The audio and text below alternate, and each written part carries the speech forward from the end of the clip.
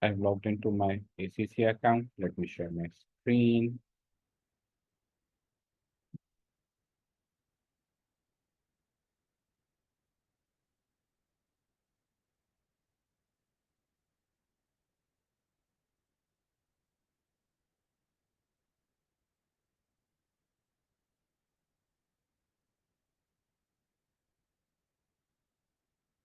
If I go to advanced text, in the advanced text, there is one paper which I can see the option of resume.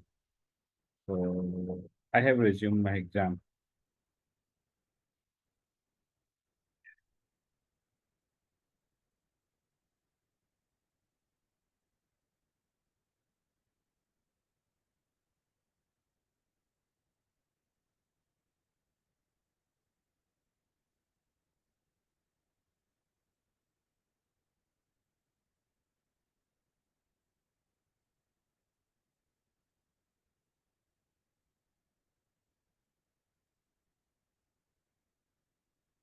So we completed this particular question yesterday.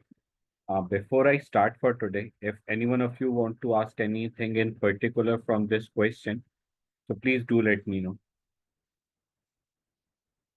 Like if after reviewing anyone came across with any kind of query, any kind of difficulty,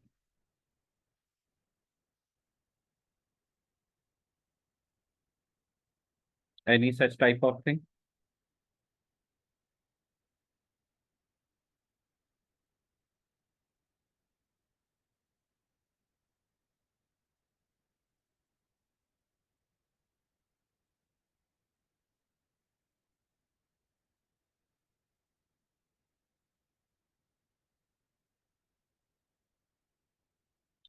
No, no, yes, sir. So, Haris, do you have any question?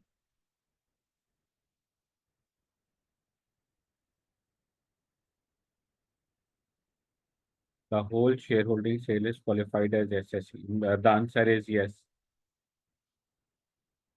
And since whole of the sale qualified for SSE, hence there was no capital gain on the sale of shares.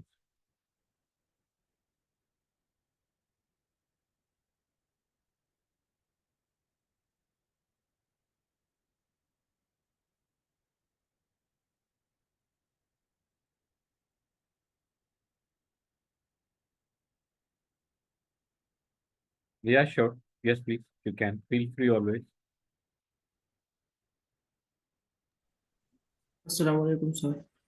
वालेकुम अस्सलाम।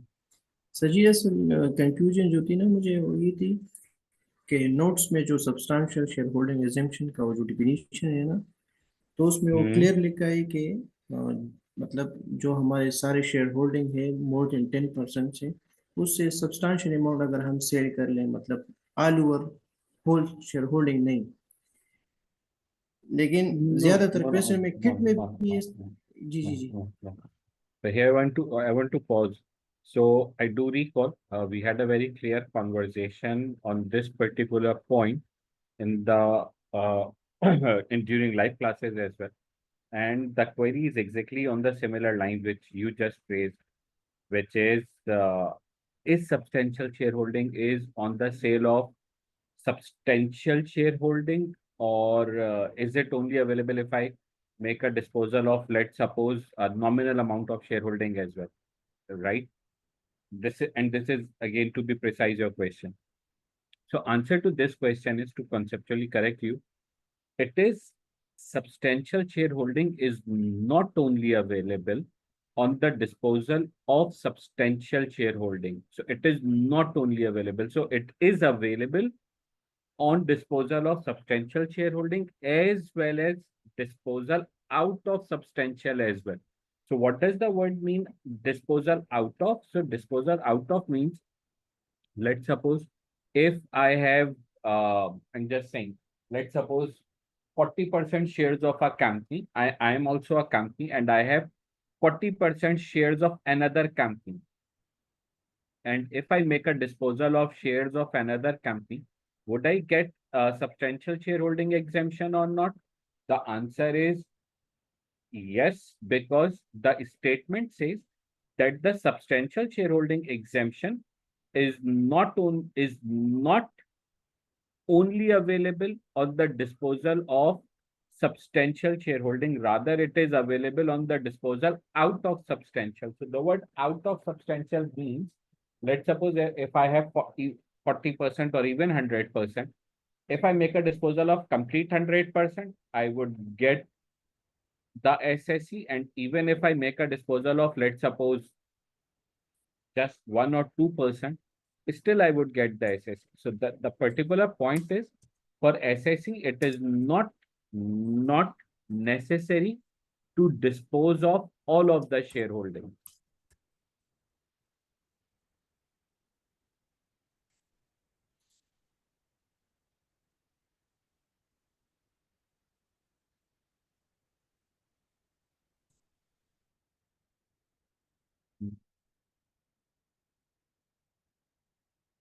You are welcome. It's good to ask and good to clarify now. Like, you know, still you have some time to clarify your doubt. No further question on this. Can I move to the next question then?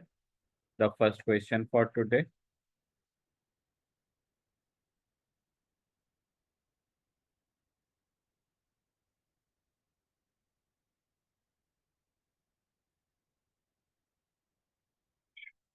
I'm moving ahead to the next question.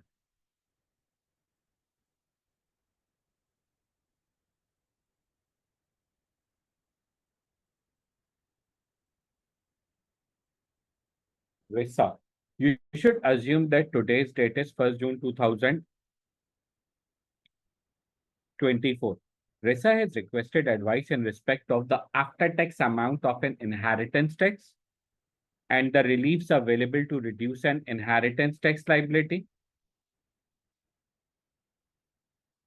Um, are we are we clear till here what they are talking about?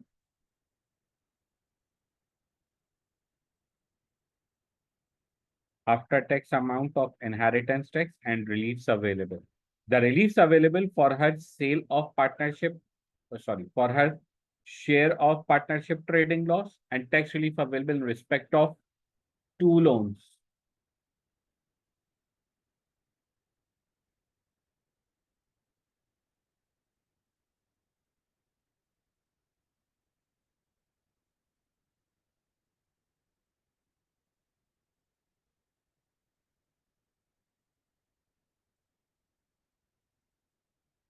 The following exhibit available on the left-hand side of the screen provides information relevant to the question.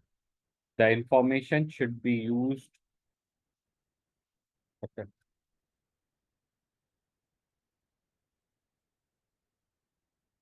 Risa has recently inherited the residue of her aunt Fiera estate.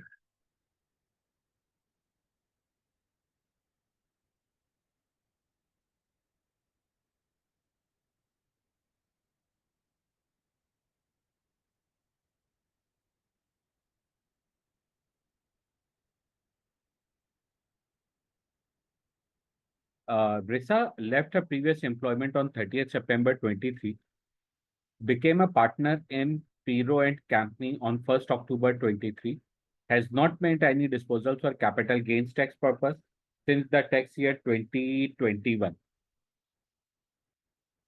Okay, has not made any gains for the purpose of capital gains tax since this particular date. Fine, fair enough.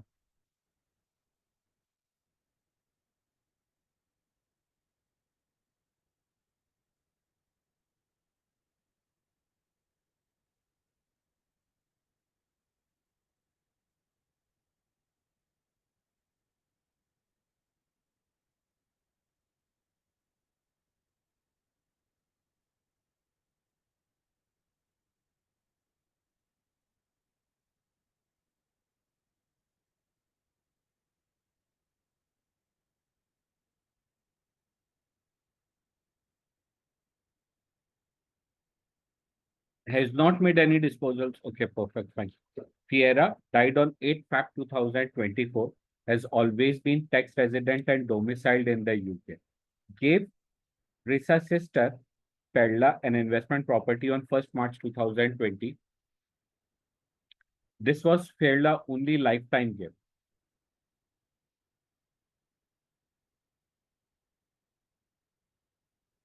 Perla owns this investment property, which was valued at 210,000 on 1st March 2020 and at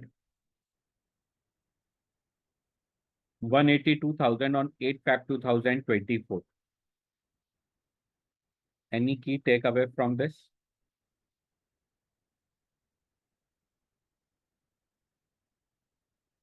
There is one thing for me as a like key takeaway, which is like here in this particular situation, we are going to have a discussion on fall in value range.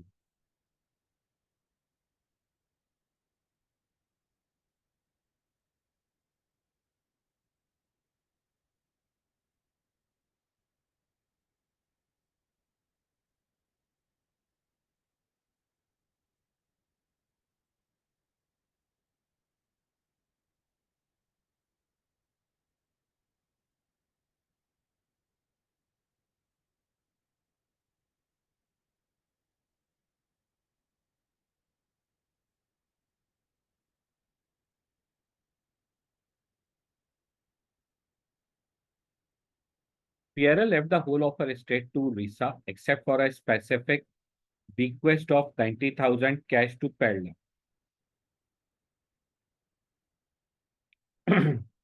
Perla assets owned at death on 8 Feb 24 house, which is Fira own residence, 20,000 shares in Ghetto Limited and unquoted trading company, personal chattels. Guys, just to share with you, when I read about this now in the first instance, which is about the shares. So first thing which is in my mind is whether would we get any kind of BPR over here or not. So I really don't know. I need to check because exactly Arsalan, I was discussing the same because I know one thing. Whenever there is a issue of shares and along with the shares are of unquoted trading company, then there is a very highly likely, very high chances for those shares to qualify for BADR type of situation. So I really don't know at the moment. It can be anything.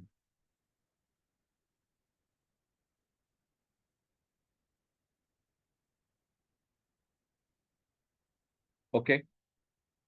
Additional in personal chattel, additional information. Fira had inherited the shares in Ghetto Limited,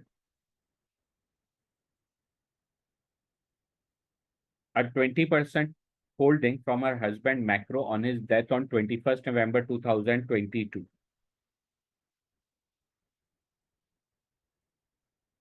Fine, fair enough.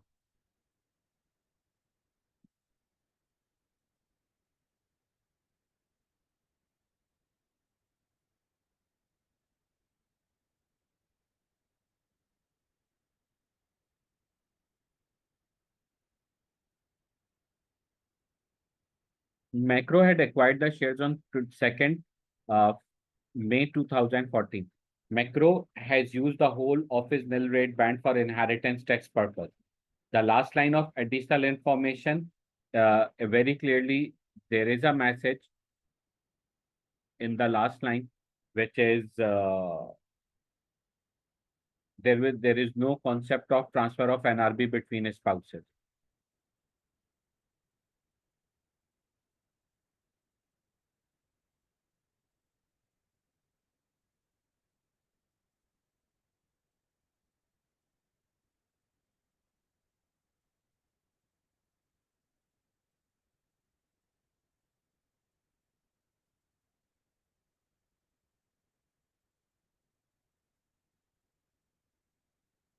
Payroll and company prepares accounts to 31st March each year has a tax-adjusted trading loss for the year ended 31st March 24. Risa's share of loss is 32,000.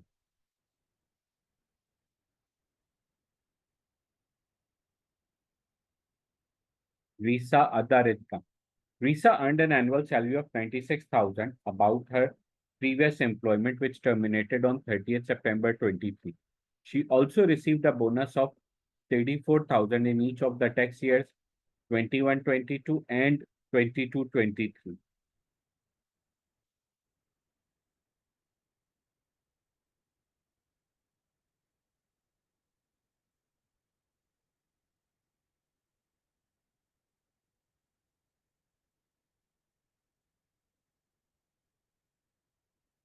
Risa loans on 6th April 24.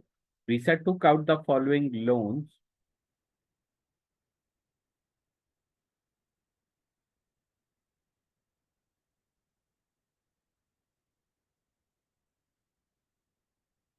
A loan of 50,000 in order to purchase capital to provide additional capital to Piro and Campi. Interest payable in the tax year will be 4,000.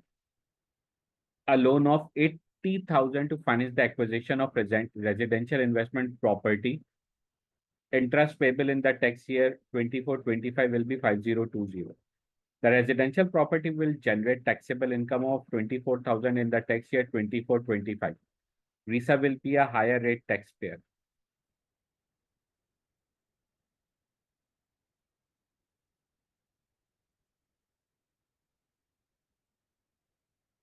Perfect. So, what about the scenario? Like, how's your feeling about the scenario? So, my opinion is scenario is not difficult. That's pretty much straightforward. The situation in the question, not commenting about the answer at the moment, but very honestly, the question doesn't look too tricky. That looks to be pretty much straightforward, but this is something which looks to be. So depends how.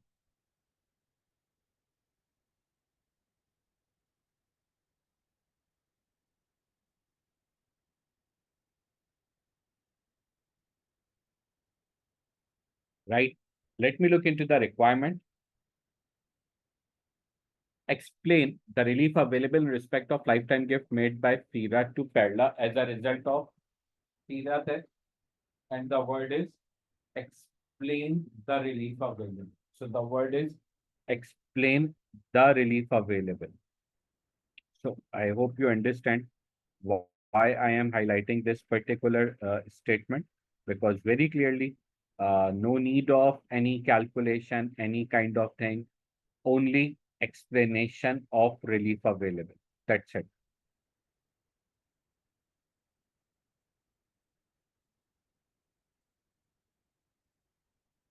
Calculate the amount of visa inheritance from FIRA death estate after deducting any inheritance tax payable.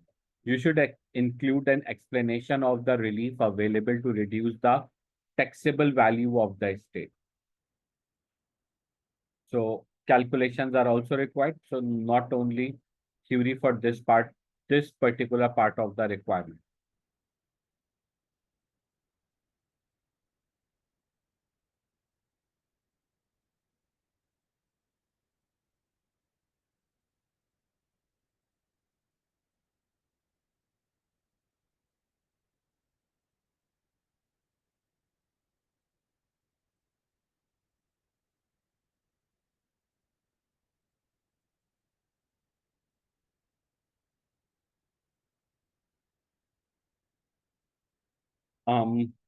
Part B, state the options available to Risa to relieve her share of loss of Piro and Company for the year ended 31st March 24 on the assumption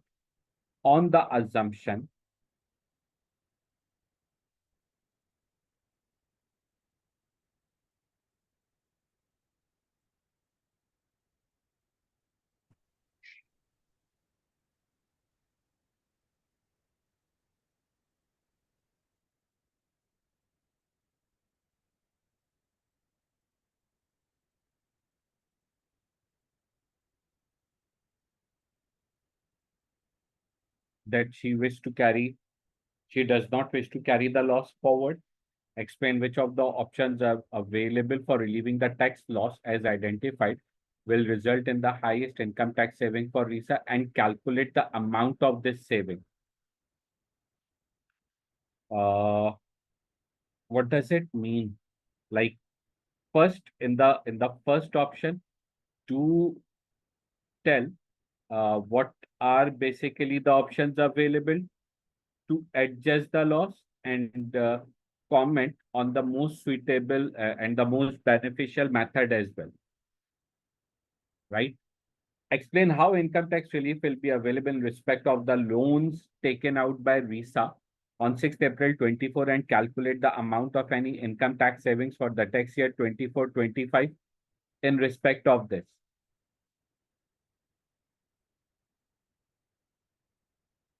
So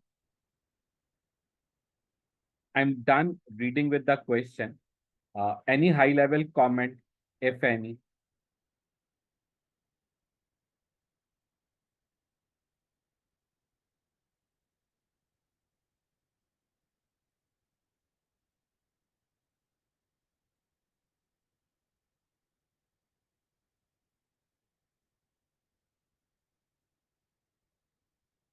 No? Thank you. So let me start writing the question as well, like writing the answer as well. But before I write, still, uh, can we make a mind map? Like what should we write? What should we not write? Stuff like that.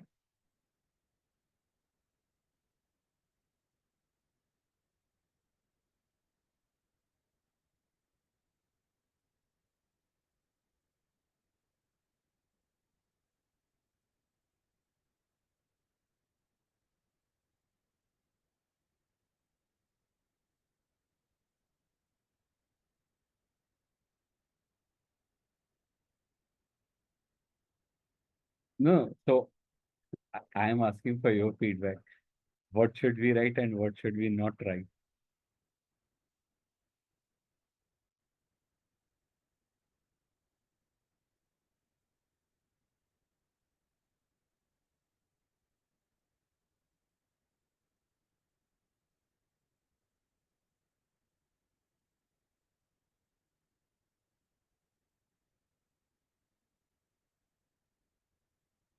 So, in your opinion, what should be there, what should not be there?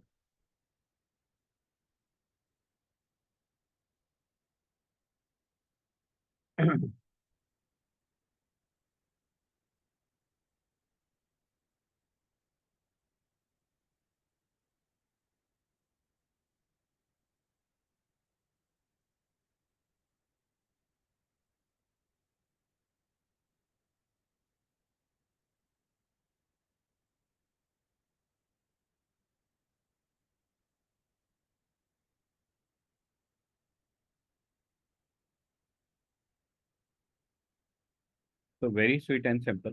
With respect to first, with respect to first one, what relief would be available?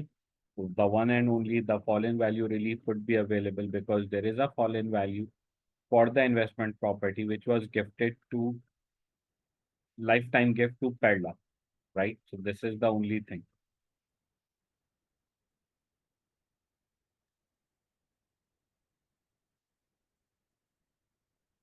A1, uh,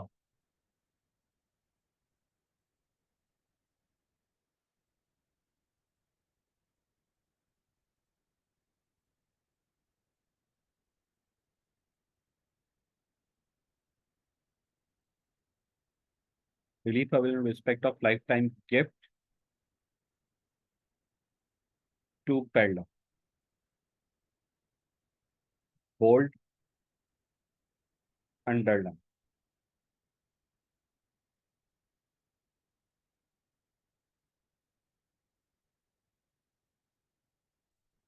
The investment property which had been given to Perla had fallen in value between the date of gift and the date of Fira's death.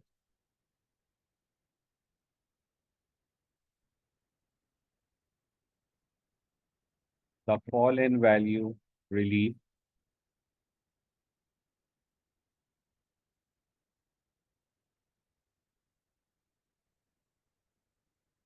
would have been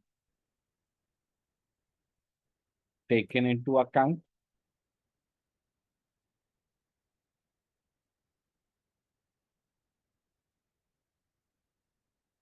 in calculating the tax payable by Perla.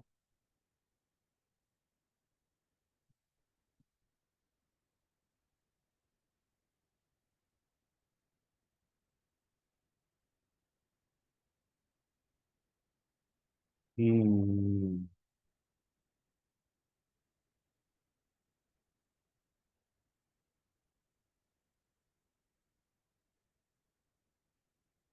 The fall in value of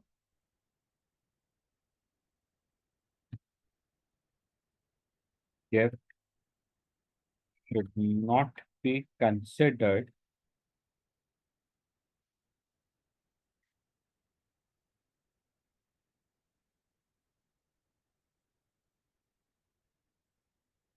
for the purpose of calculating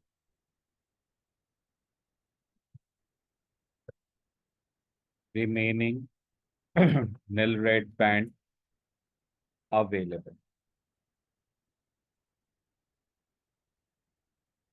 Anything which is like you guys looking for the first time, listening to the first time over here.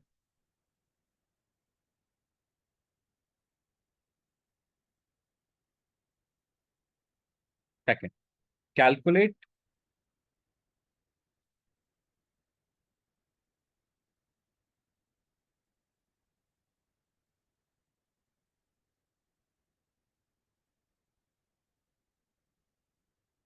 calculate the amount of Risa's inheritance tax from Fira's death after deducting any tax payable.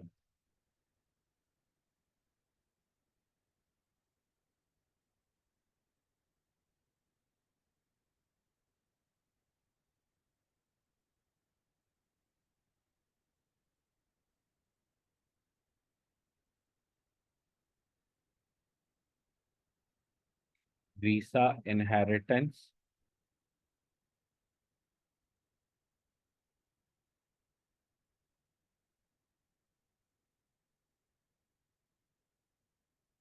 Risa after tax inheritance from Fira's death estate.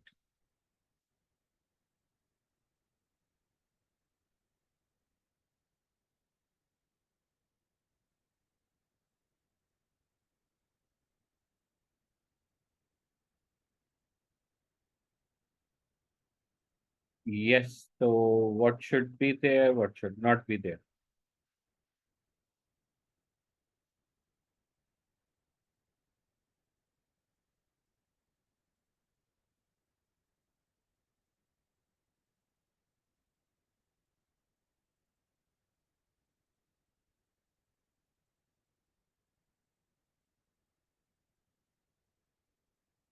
You should include an explanation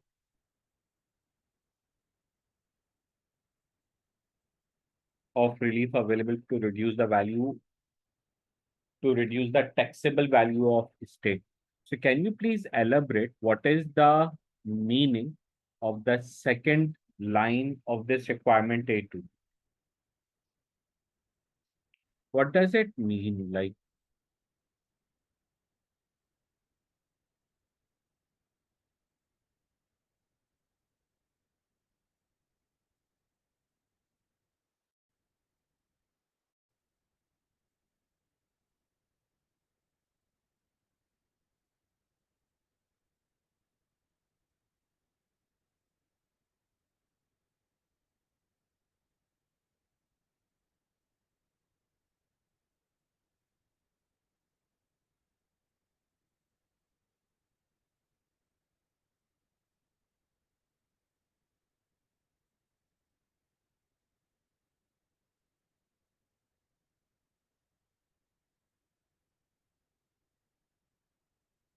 That's very good point, Arsalan. Yes, I agree. Here, to be precise, we are going to talk about about the BADR. We are here, so it's not like you BADR is available. That's fine, but you need to show its working explanation, how you arrive at that, things like that. So you need to demonstrate such things as well.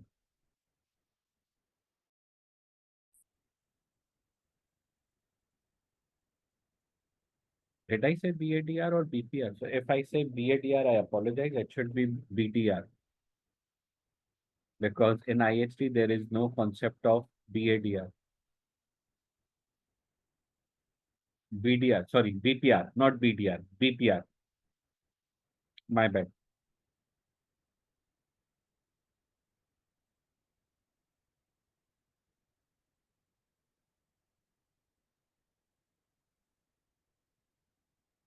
Okay.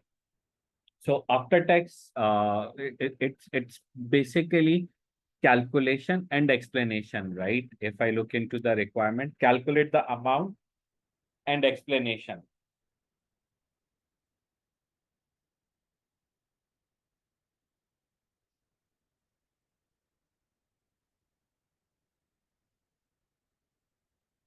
Visa,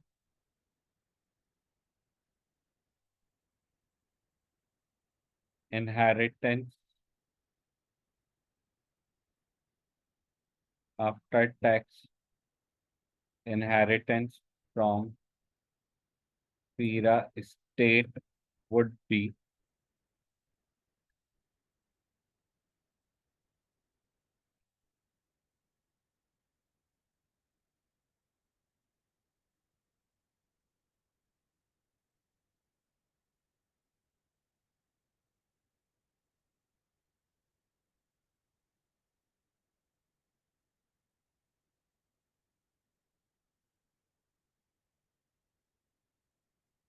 FIRA post-tax proceeds.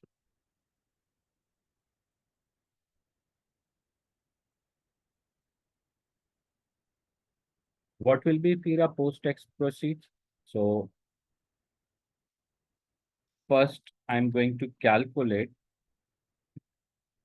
her death estate. So death estate would be house. House is by the amount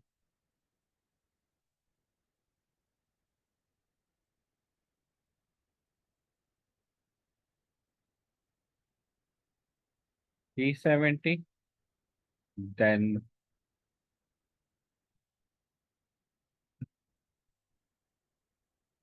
personal chattels. Personal chattels are like 160.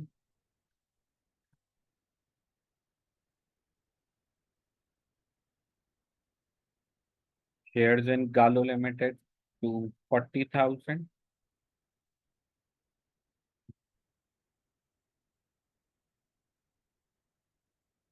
BPR at 100%.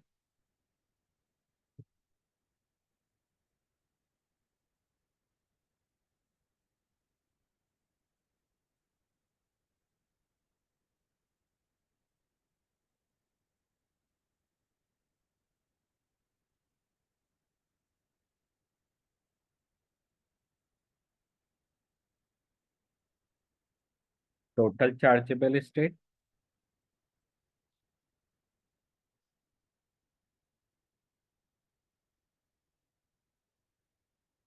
NRB,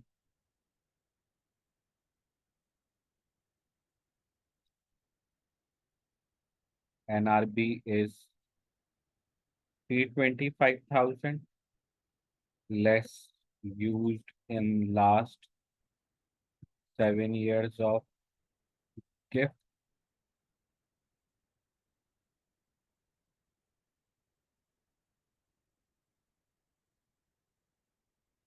due to last.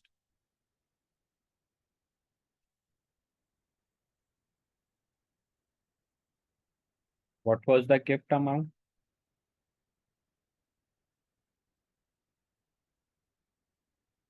It was 210 minus 3.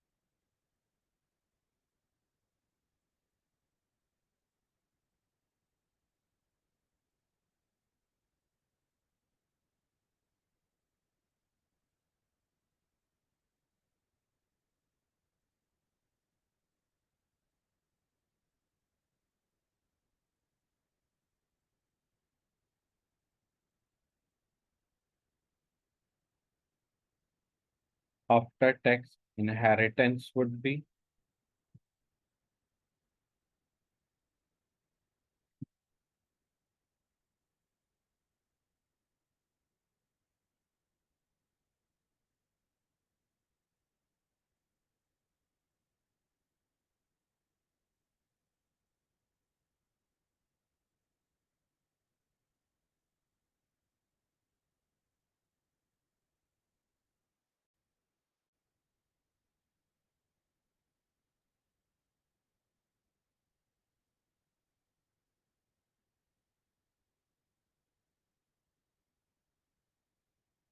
total estate is like 770.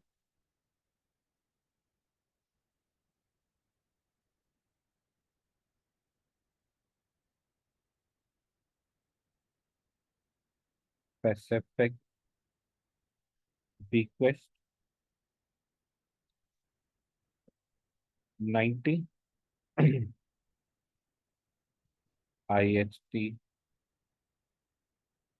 bond by Risa.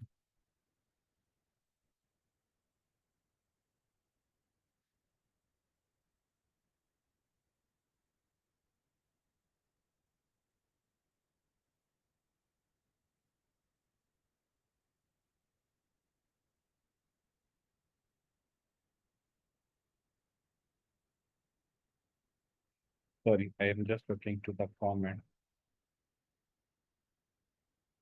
Arsalan, 90K minus from IHT calculation.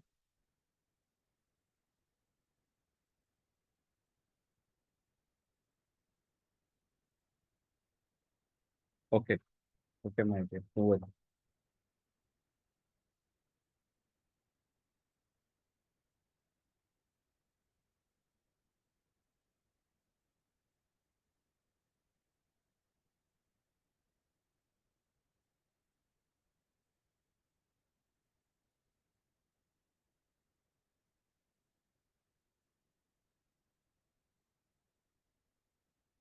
Um,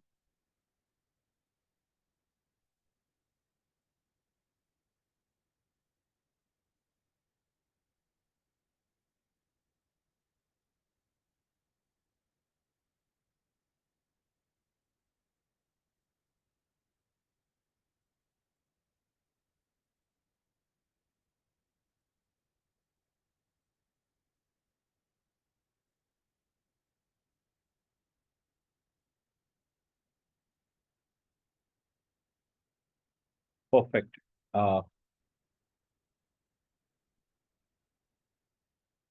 Risa after tax inheritance from Tira estate would be 514,600.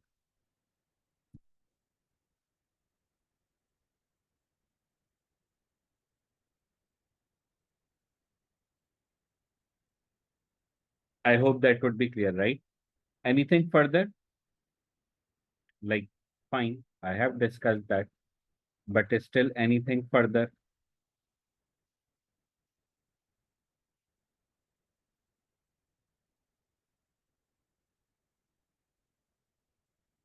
Now I will talk about the BPR thing in the second instance. BPR explanation. Perfect. So visa inheritance tax from visa after tax inheritance from FIRA estate would be 514,600.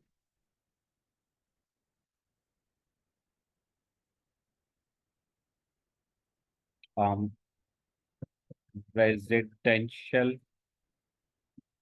nil rate band would not be available as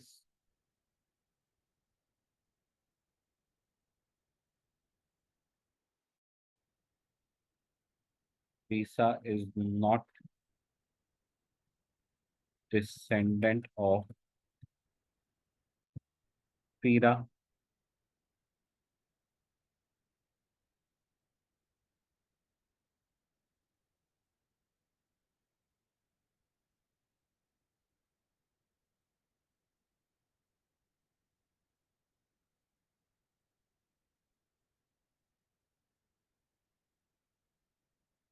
BPR is available at the rate of 100% on the Gato Limited shares.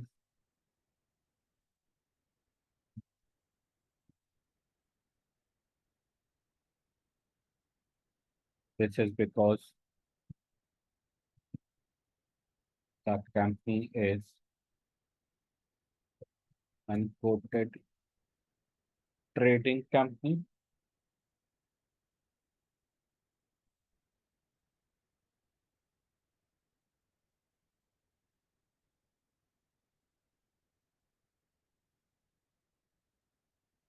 FIRA holding duration. Is it more than 2 years? Yes, no. So if I look, how does the FIRA get these shares? FIRA get these shares on 21st November 22 from her husband Marco, right? And that happened on 21st November 22. From 21st November 22 till 8th Feb 24 is the 2 year holding duration met? Very clearly the answer is no. Then still, why are we considering that the shareholding duration condition is met?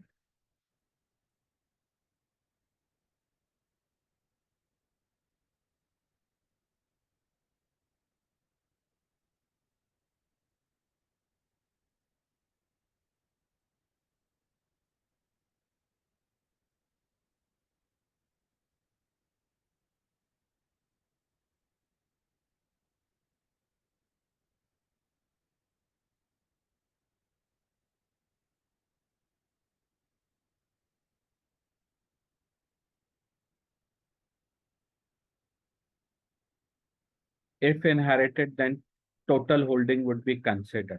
So yes, Vice, to be precise, that's the reason I should be considering this, because here we should be talking about the combined holding duration. So with respect to the concept of combined shareholding duration, since uh, they have held the shares. Okay, sorry. So since the shares were transferred to Fira from her husband at time of death, so in such situation, we do not look for the single shareholding, rather we do look for the combined shareholding. So if I look over here, since shares inherited to Fira from her husband, hence I should be looking for the combined shareholding. And if I look for combined shareholding, then my 2 years holding condition is met, right? So this is what I'm going to write. The company is unquoted trading company. And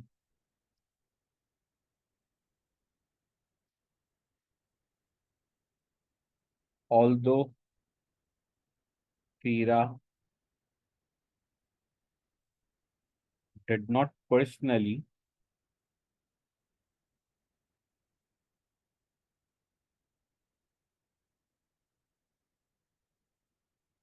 two years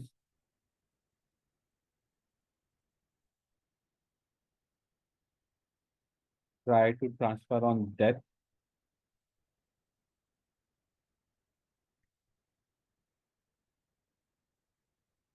He inherited the shares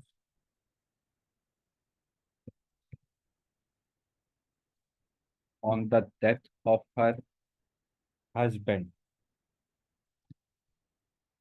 such that the husband period of ownership should also be included.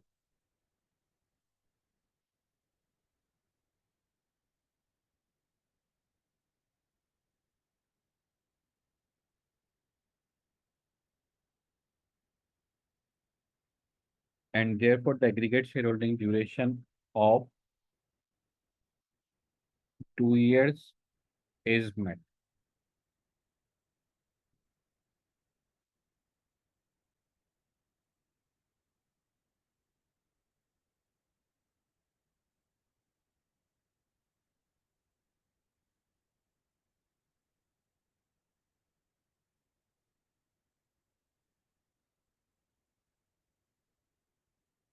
Then state the options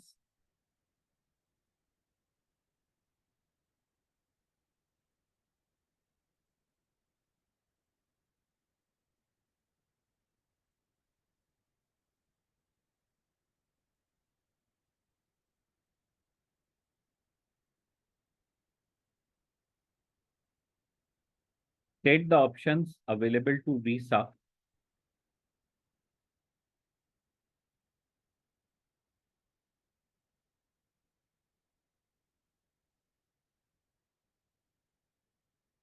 uh, to relieve her share of loss of Piro and Company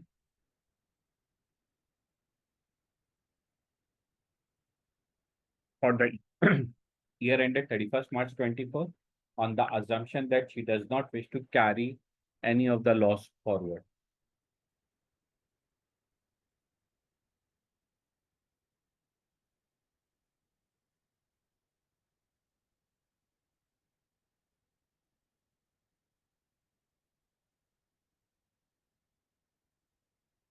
B1,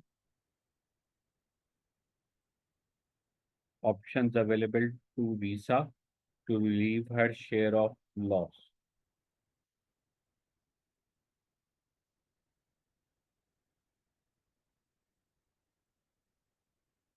Up to relieve her share of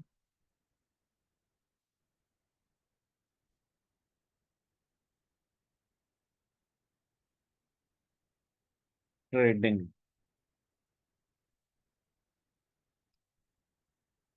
So very honestly, this question is not as such a specific to any of the requirement. That's purely a general question.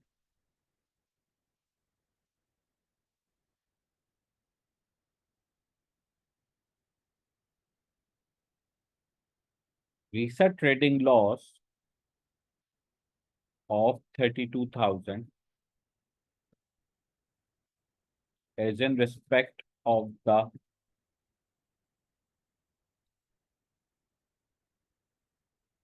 tax year 2023-24.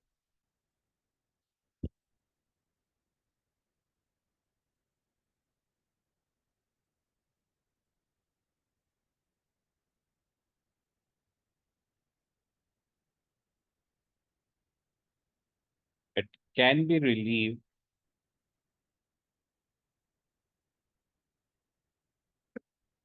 against Visa total income for 2023-24, the tax year of loss, and or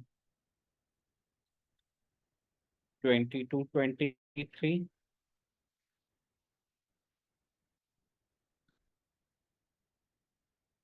The previous text here.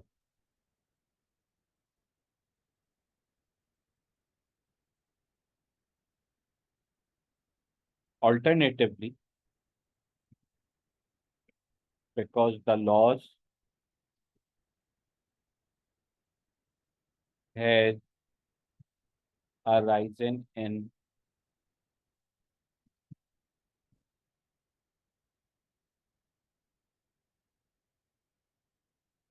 first 4 tax years in which Risa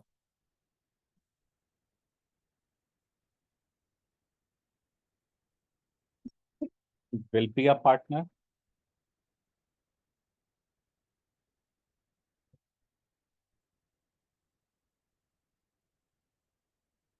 It can be relieved against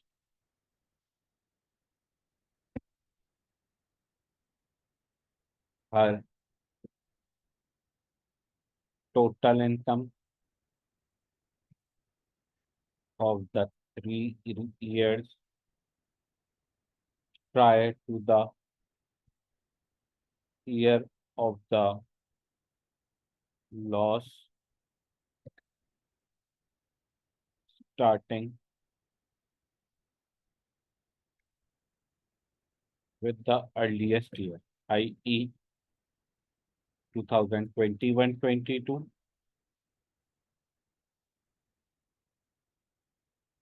sorry, 2021, 2021-22,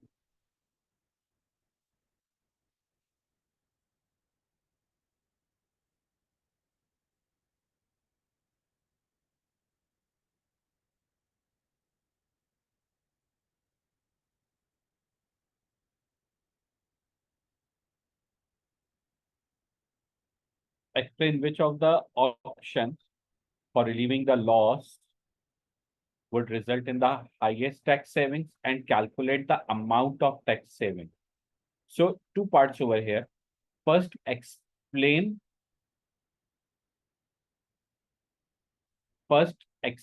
which of the options will result, and the word is explain.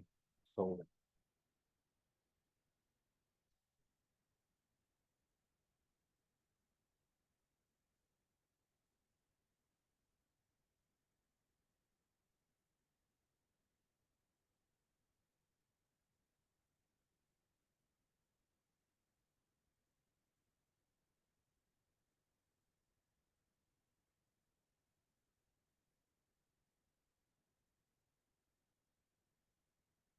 strategy for loss relief to maximize resource income tax saving.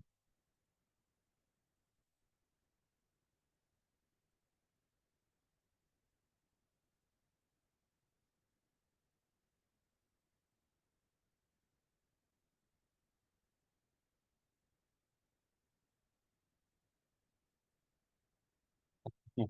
So it's majorly explained, but a very small tiny toony calculation as well.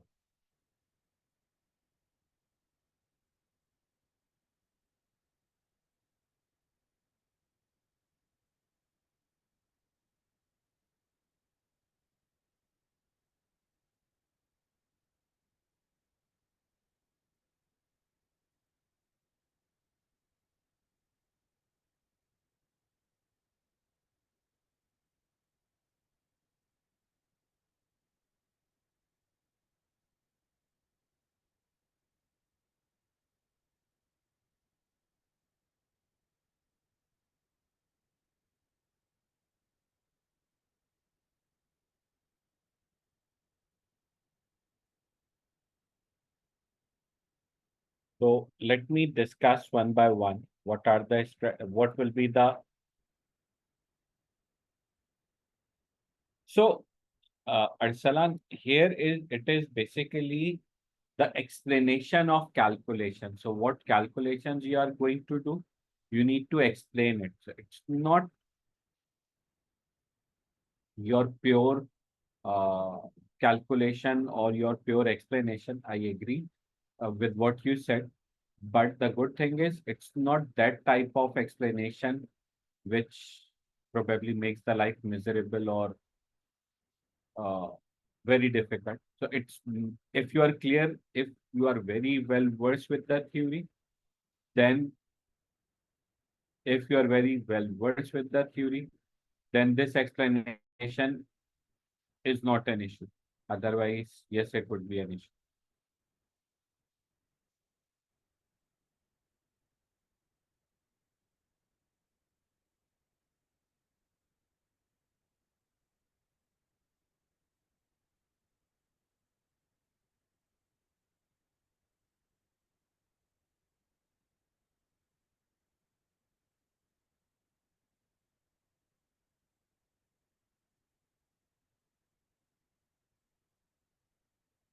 Right? So I need to discuss this into three major parts, where the first is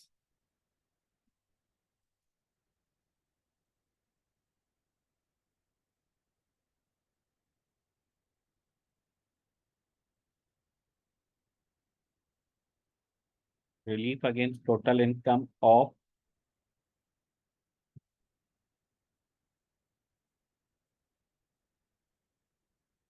current tax year. So what was her income for the current tax year?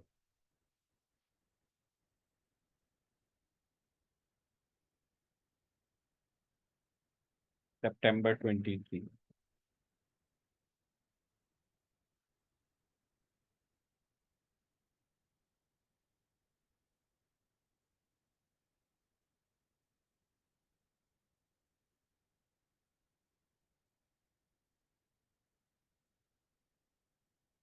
Risa,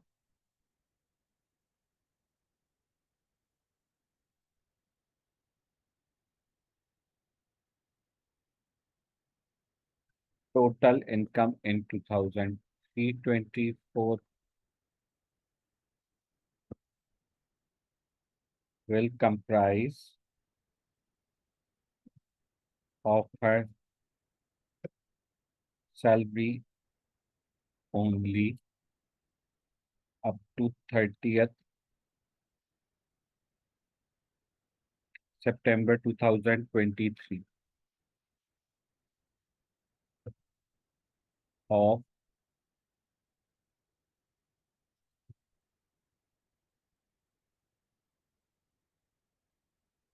48,000. By the way, she has some property income as well, but that was in 24-25. So I'm not going to talk about the property income, right? 48,000. So she is a basic rate taxpayer in 2023-24.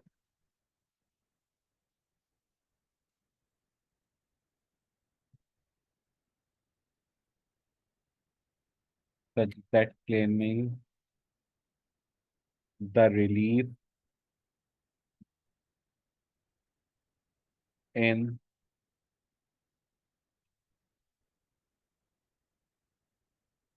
claiming the loss relief of 32,000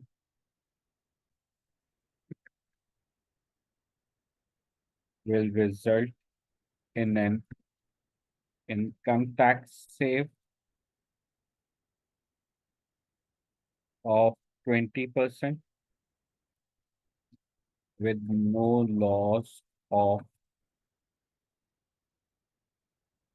personal allowance.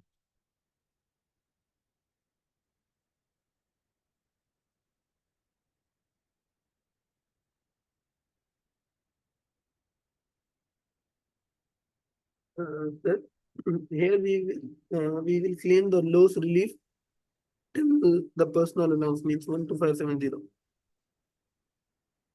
No, current year is on maximum possible extent basis. So if I deduct 32,000 from 48,000 of her total income, her Yes, sir. income would be like 16,000, Six. 48 minus 32. So would there be any loss of personal allowance? So loss of personal Yeah. allowance means personal allowance is being wasted. Is there any such Okay. Okay. situation? No, no, no. That's not the situation here. Relief against total income of prior tax year, which is like 22, 23.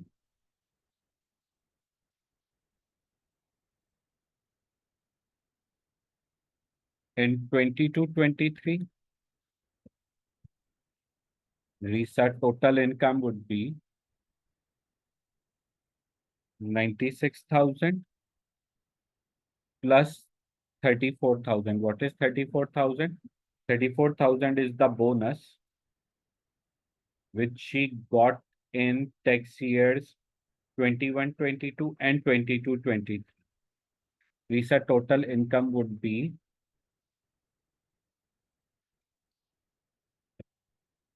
130,000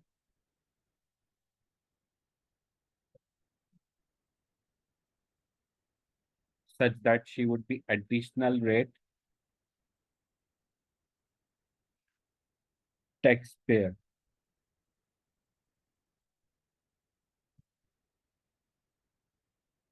She would have no entitlement of personal allowance. She would have no entitlement of her personal allowance.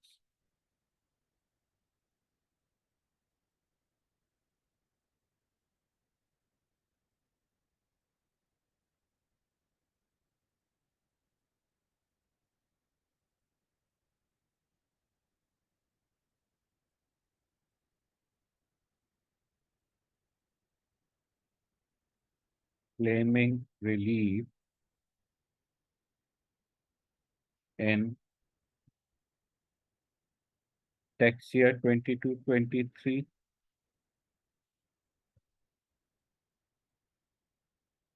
will generate an income tax savings of partly at 45% and partly at 40%.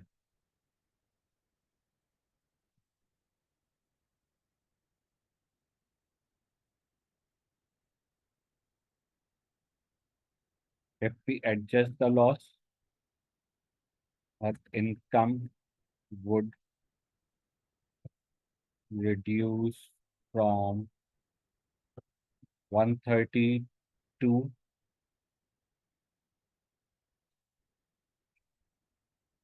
98,000,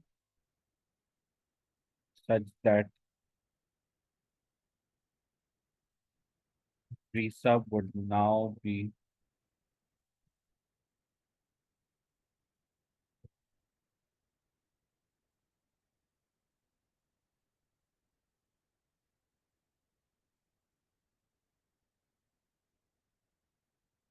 right. Mm,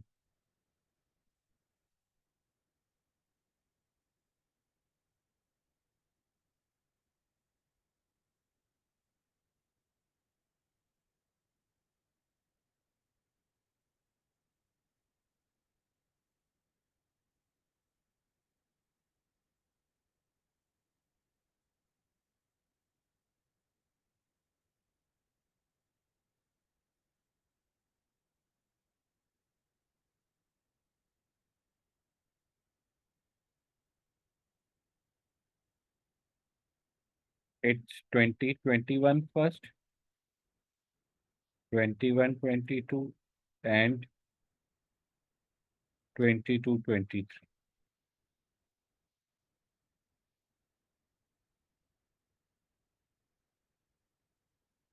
If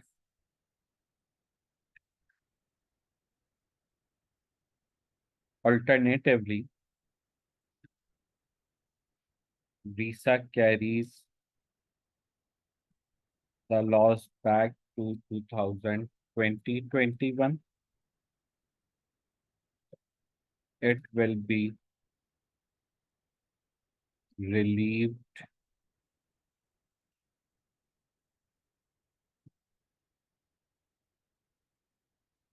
against her total income of that year of 96,000. She was a higher rate taxpayer.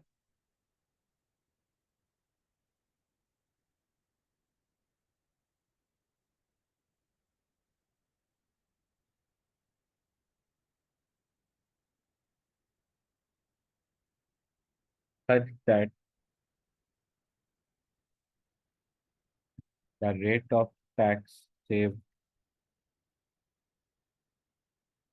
would be 40% of 32,000.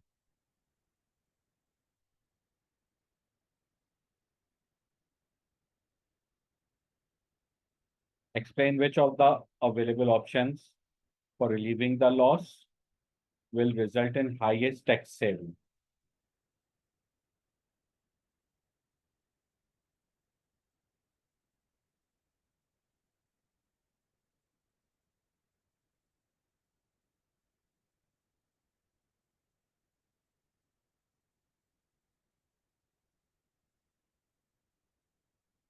I can see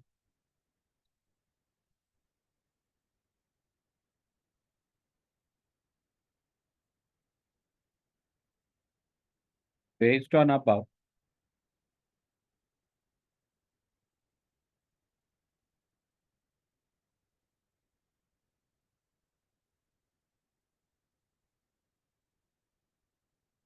the most beneficial claim would be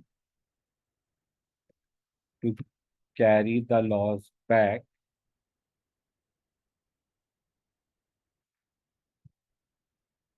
offset in tax year 22-23 as this results in highest tax savings of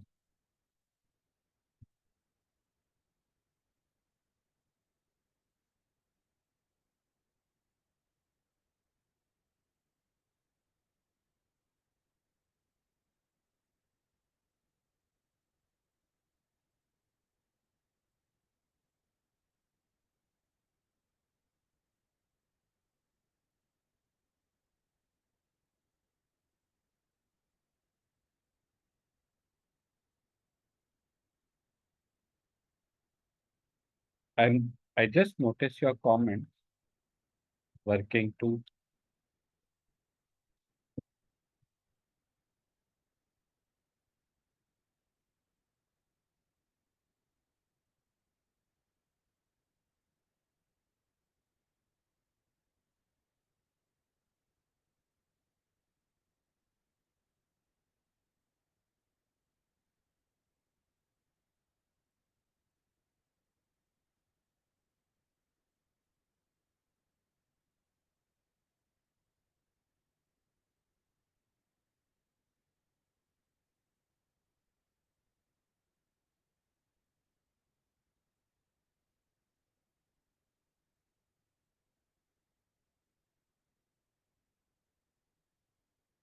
Employment income is 130.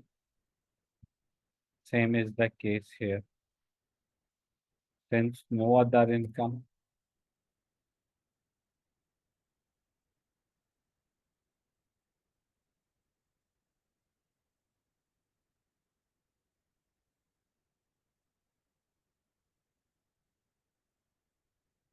so the loss would be by the amount 32.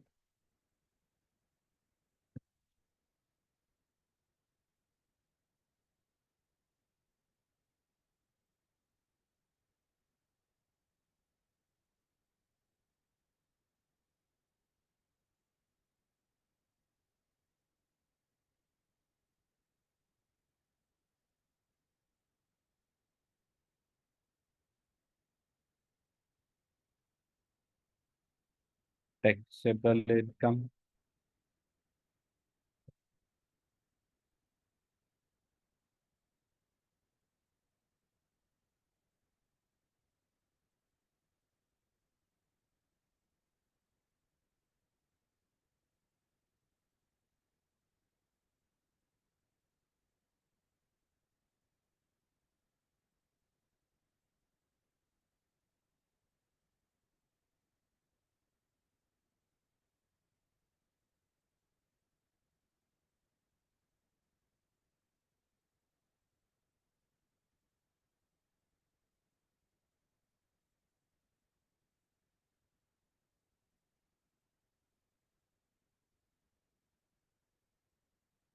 One two five 140 minus 37,700 into 40%.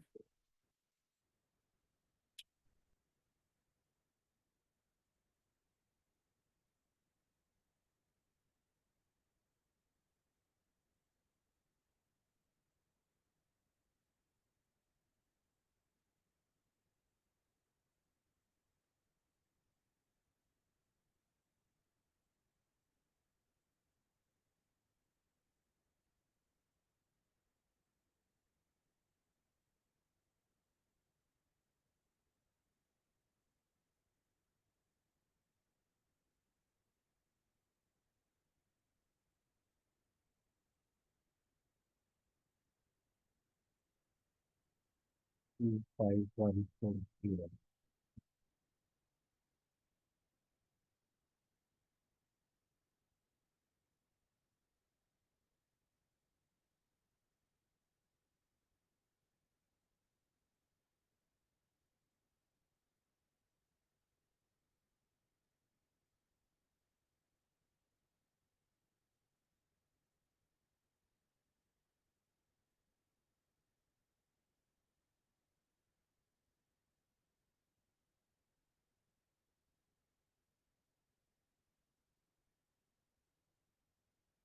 One 18701.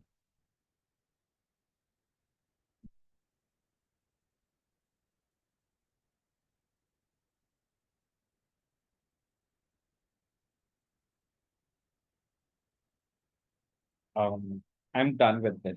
So any question?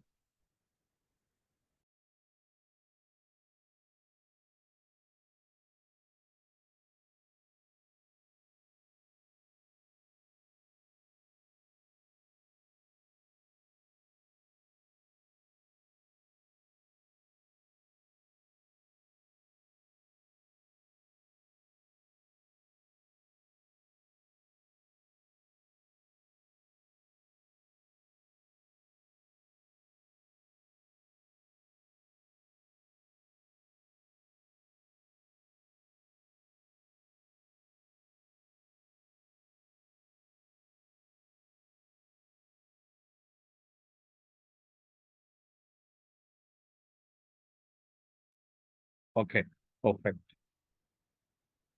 Let me look for the part C. Explain how the tax relief will be given for the interest payable on the loans taken by Visa on 6th April 24 and calculate the total amount of tax savings for the tax year 24-25 in respect of this relief.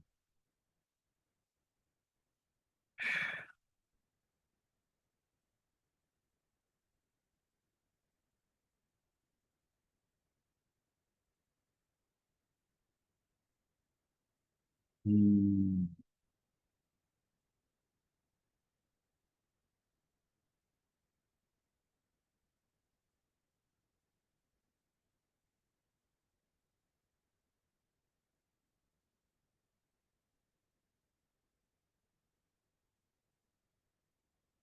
Tax relief available in respect of the loan.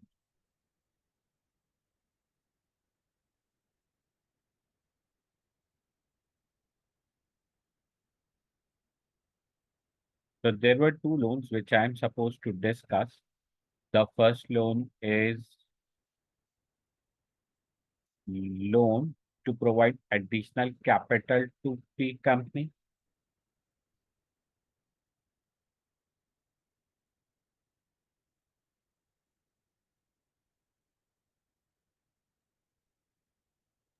Sir, can you please confirm the tax saving amount from this spreadsheet?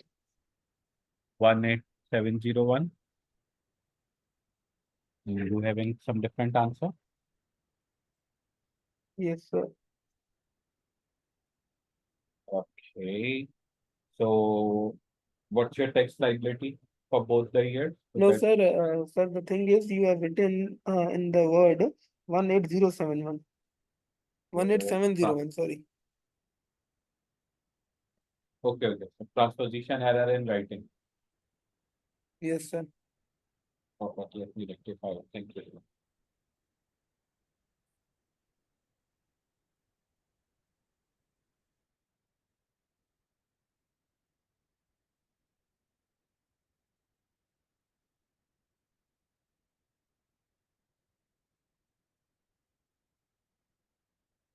One 1807.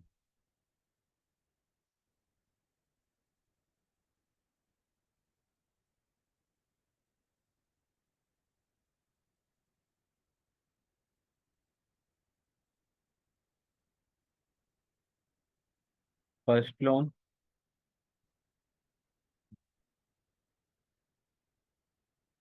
Yes. What relief would be available?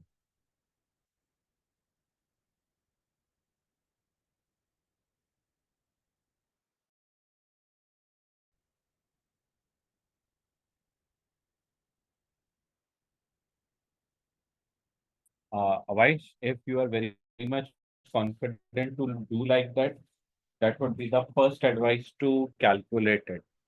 But very honestly, I personally feel this approach to be difficult for the student. That's why I really do not as such advise to follow this particular way.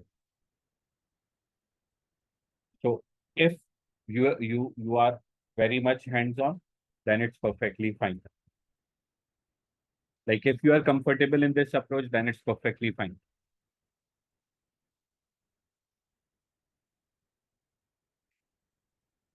This is a qualifying loan. Sir, can you please show me the percentage for the loan, this 50,000 loan? What?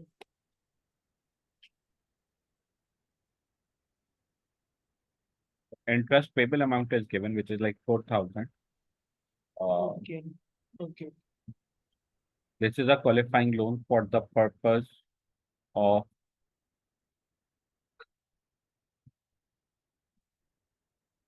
income tax relief.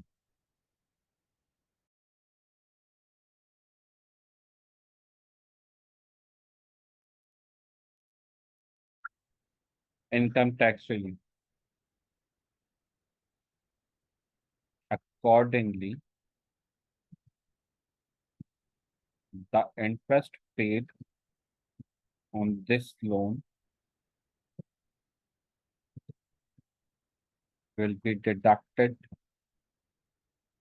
from Raza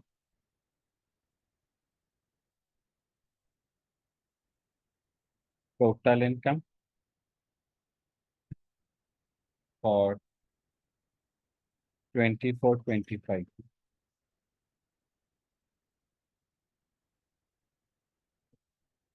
Therefore, as Raza will be higher rate taxpayer in 24-25, this will result in tax savings of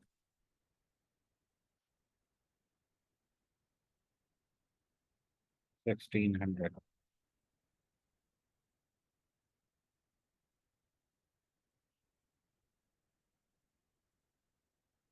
Hmm.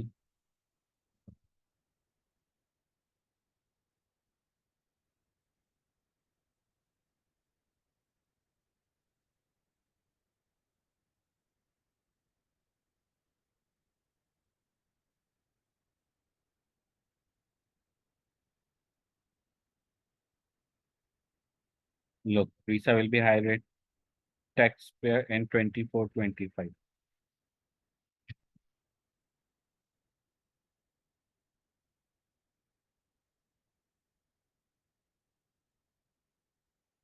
Loan to acquire residential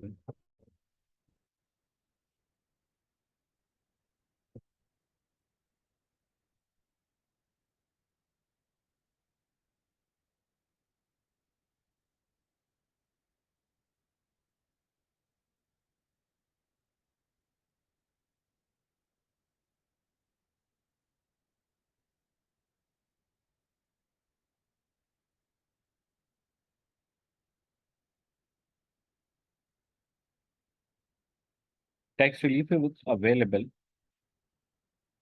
in respect of interest payments on this loan at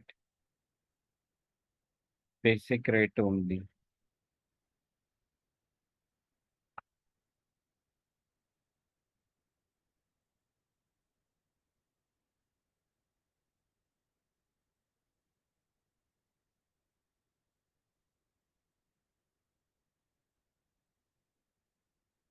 And would be given as tax reducer in calculating the income tax liability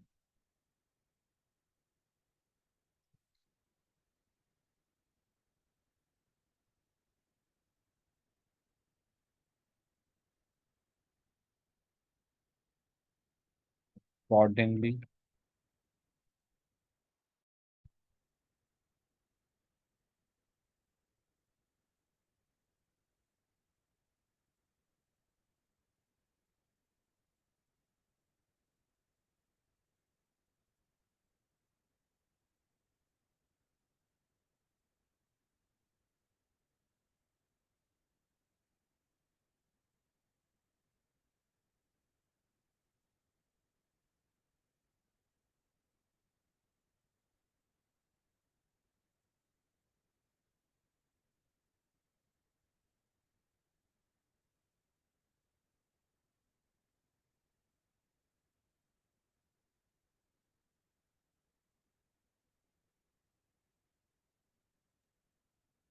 Sir, it is basically the same thing which we have studied in the property income, like to deduct the qualifying interest of the non of a residential property at 20% from the income tax liability.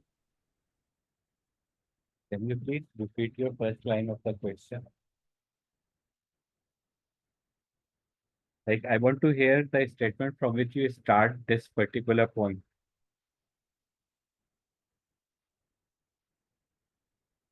Okay, sir, it is same. It is exactly that thing. But the difference is in property income, there is always a calculation which you need to perform. And here, rather than performing the calculation, if I look into the word, that's the only difference. Apart from that, there is no difference.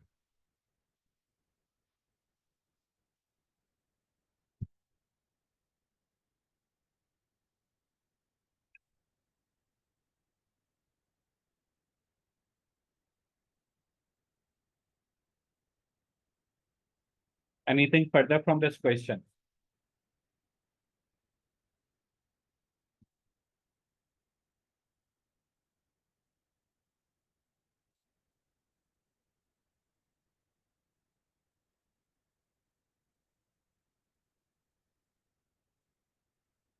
So,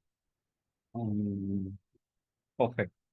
Uh, High level comment feedback on the question. So in my question, a pretty much straightforward, pretty much easy question. Probably from a student perspective, the tax saving component would be difficult, my view. But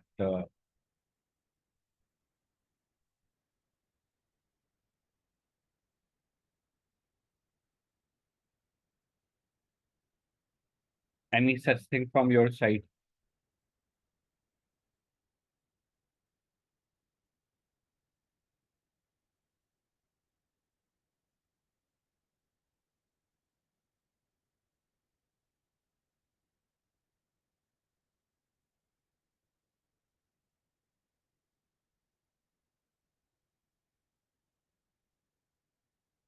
Yes, sir. It is the easy question. Hope के paper में भी आ जाए ऐसा कुछ. So I would say other way around. Whatever you get in the paper, you would be able to solve it. So I would not pray like you get easy question or you get difficult question. No, my always prayer is whatever question you get, you that click in your mind in the exam, you're able to solve it. That's always the management objective.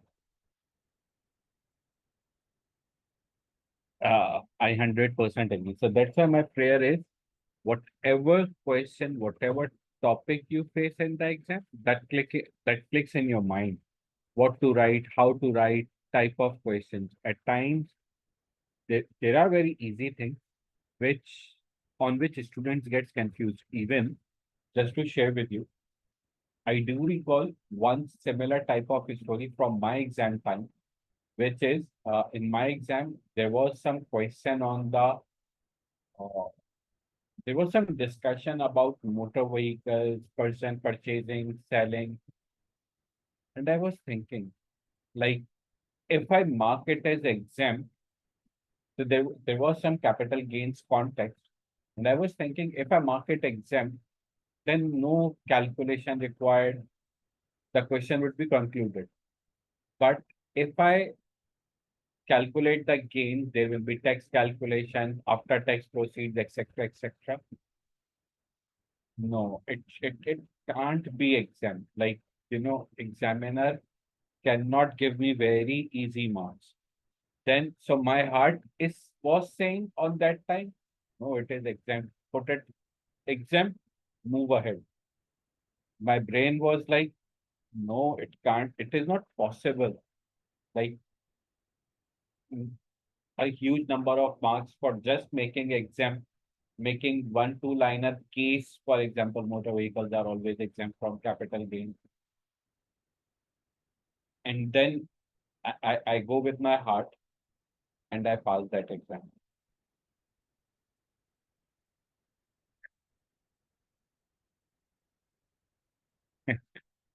Even if not, at times our fellows, they they enforce us to remind of the questions of the things. And yes, I agree, at times they came into mind. So, moving on to the next question.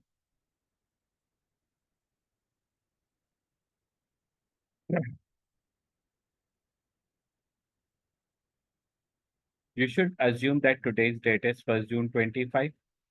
ICAR has requested advice in respect of income tax payable on his overseas property income, capital gains tax implications of two gifts to his daughter, and provision of rent-free living accommodation by his employer.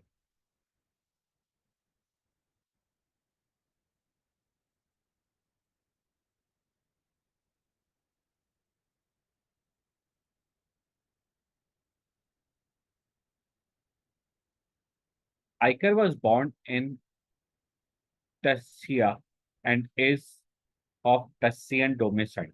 Was tax resident in the UK throughout the 19 years from 2002 to 2021. Was tax resident in Tassia in the three tax years 21, 22 to 23, 24. Returned to UK on 6th April 24 and take up employment with Lotio Limited and became UK tax resident again from that day. Inherited a house in Tassia on the death of his father in 2018. Started to rent out this house for 1 year, commencing 6th April 24, following his return to the UK. The tax system in Tassia. Income tax is charged on income in respect of property situated in Tassia at the rate of 25%.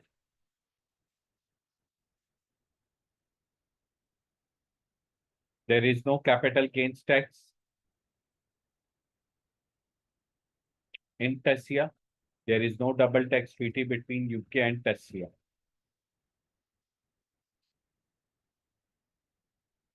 I read your comment at Salam, but not responding at the moment. There is no double tax treaty. ICAR income tax in the tax year 24-25. 45,000 salary from his employment income with Laudio Limited. 24,000 rental income from the property in Tassia. ICAR will not remit any of this property income to the UK. Gift of 2 paintings to ICAR. Purchased 2 paintings in 15, both of which are situated in UK. Gave painting 1 to his daughter Arama on 1st January 2024 when he was still in Tassia. Will give painting to Arama on either 1st April 24 or 1st May 25 or 1st April 25. Painting will give rise to charge. Painting 1 will give rise to a chargeable gain of 33,000. Painting 2 will generate a capital loss of 17,000. He has no plans to make any further gifts to Arama. ICAP makes disposals each year to use his annual exempt amount for CGT. So it's like annual exemption not available. ICAR income in the tax year 25-26, ICAR will be high rate taxpayer and will have no overseas income. Laudio Limited would also provide living accommodation for ICAR, see below. Laudio Limited will provide ICAR with unfurnished house rent free from 6th April 25. The annual value of the house is 6,100. Purchase this house in June 24 for 26,000. Market value on 6th April 25 will be 455. Will pay 68,000 for the construction of conservatory on the house in May 2025. Will not contribute to any of the running cost of the house. The house will not constitute job-related accommodation for ICAP. On 6th April 25, when his rental agreement ends, ICAP will move out of his current living accommodation and into the house provided by Laudio Limited. ICAP's regular monthly outgoings in the tax year in respect of his current accommodation would have been rent, running cost. ICAP estimates that equivalent running cost of the house to be provided by Laudio Limited will be 5% higher than those of his current house.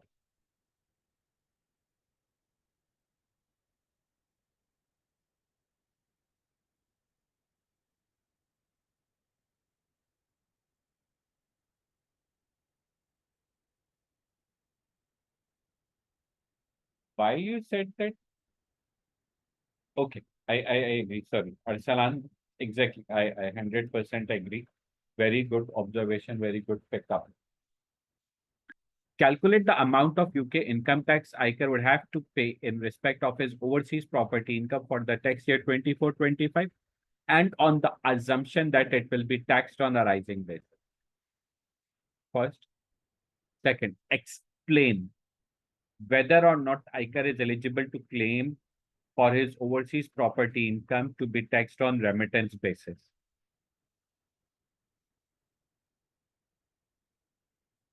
In respect of the gifts of the 2 paintings to Arama,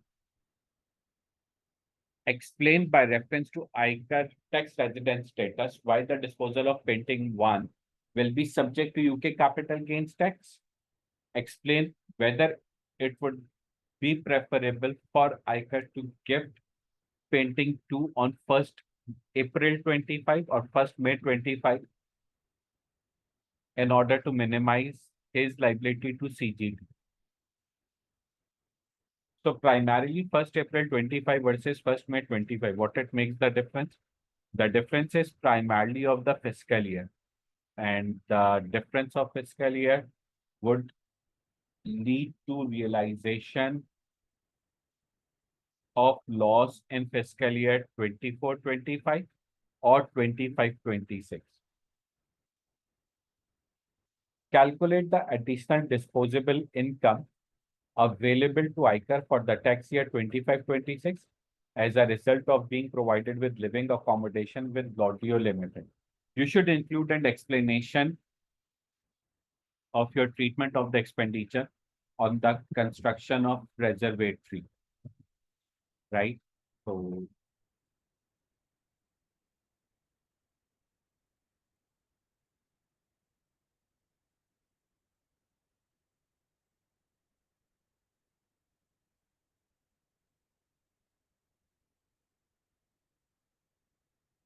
um,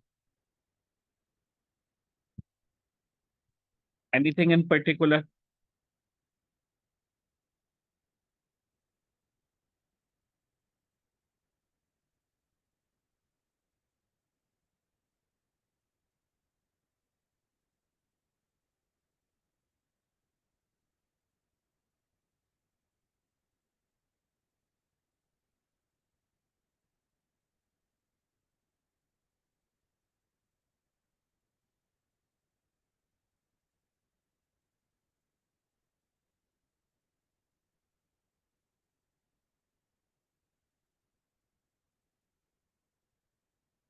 Hmm,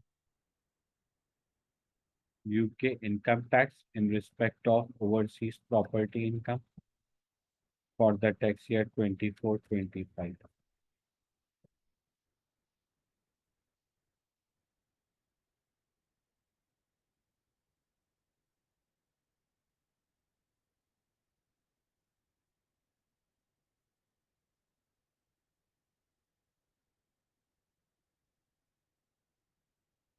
In respect of overseas property income for the tax year 24-25.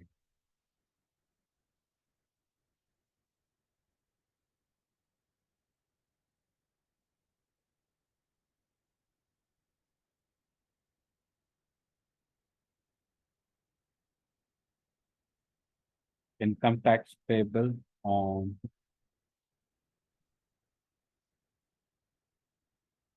in respect of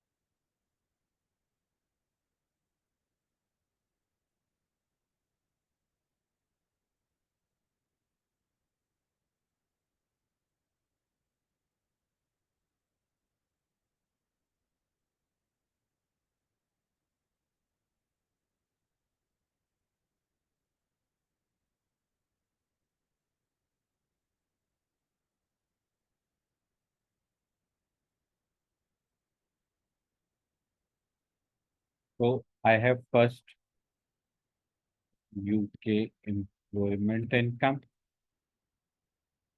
What was the amount of the UK employment income?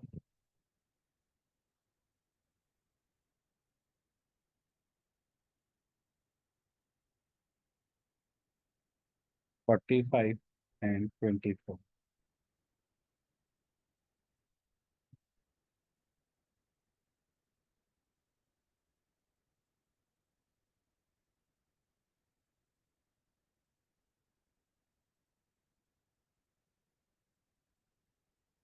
Russian property income.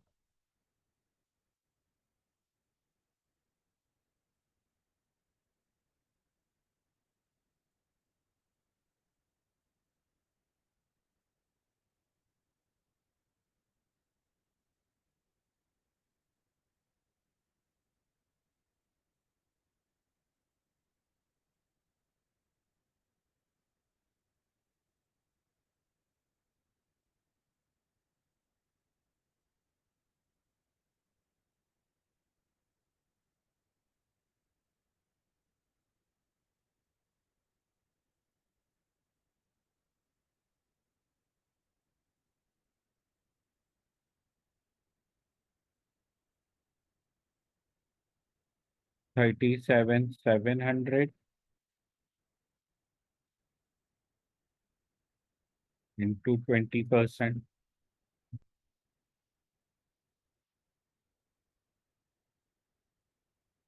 Forty.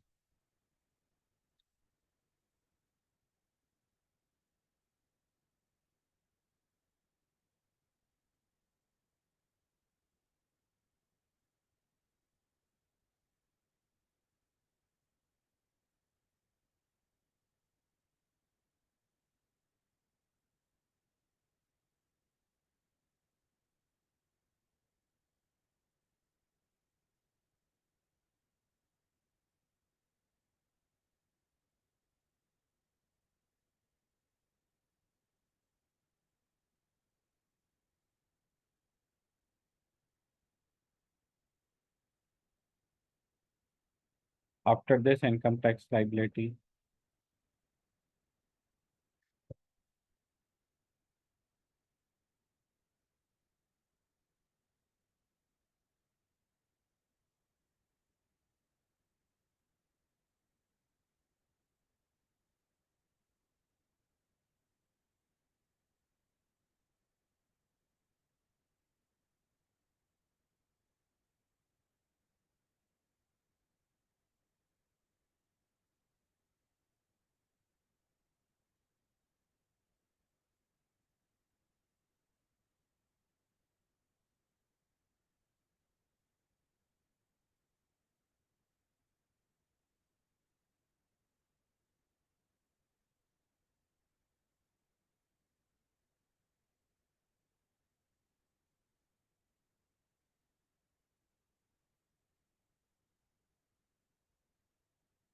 Russian tax. Russian tax was 24,000 into 25%, and UK tax on Russian property income.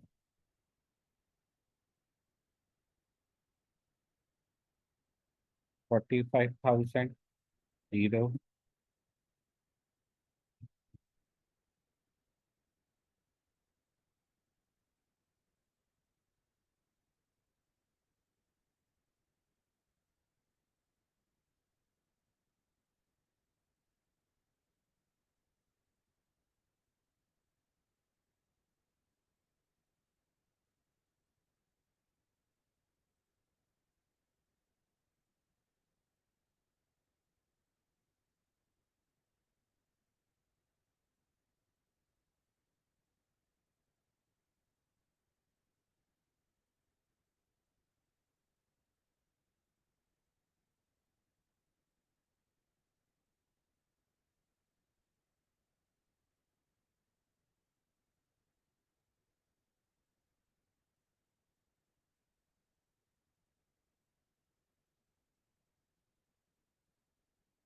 By the way, what I'm supposed to calculate?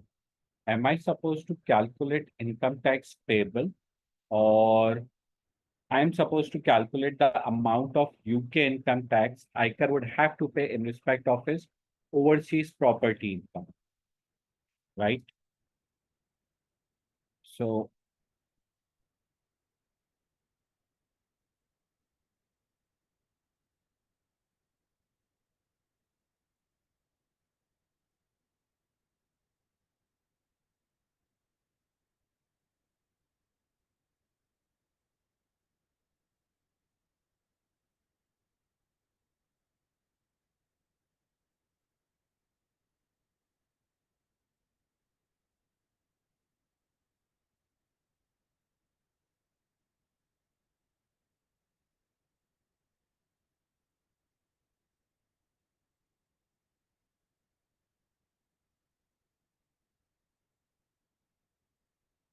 income UK tax on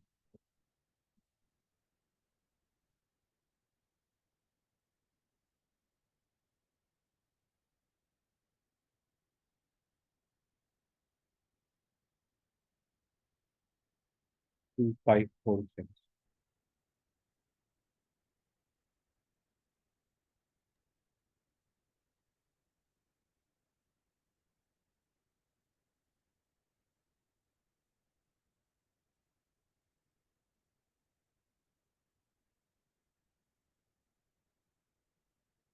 Trainer is basically the admin.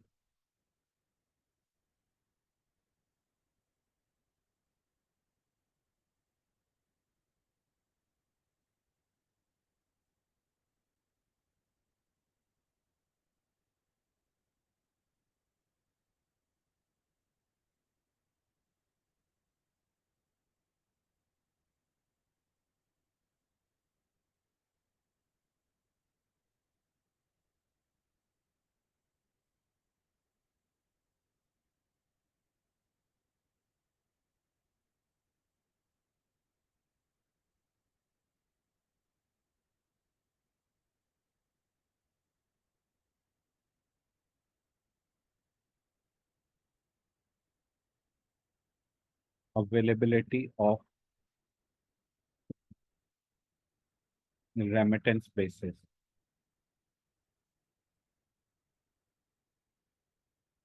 Explain whether or not to be likely to be taxed on remittance basis. Uh,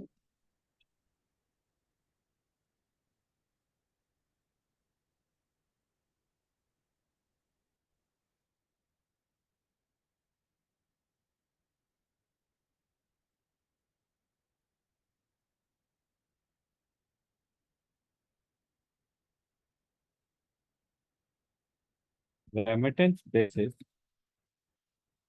is available when the person is UK resident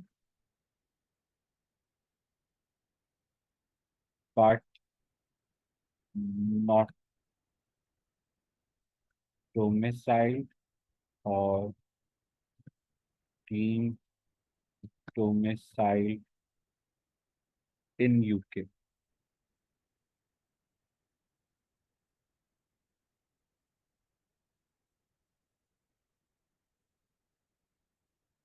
Either will be tax resident in UK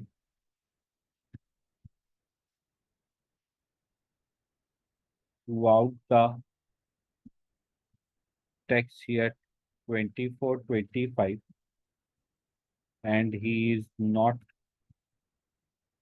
domiciled.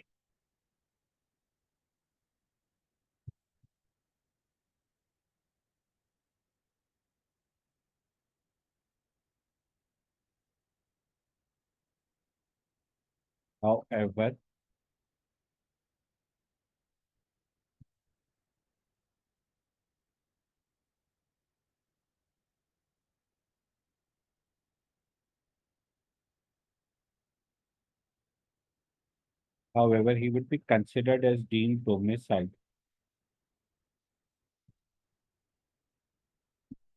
in the UK as he was resident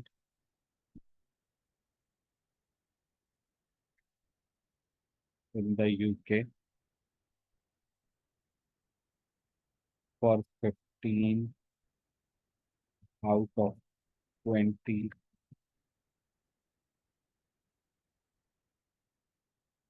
previous tax years.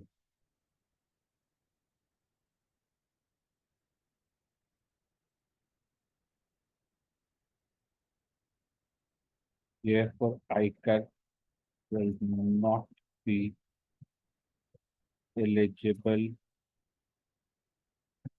to claim remittance base.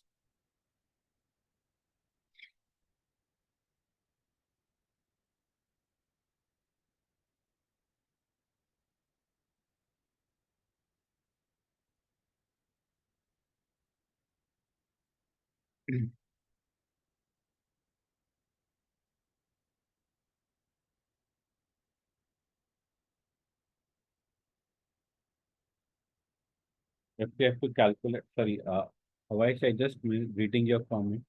If we have to calculate just UK tax on overseas property, then why we are doing this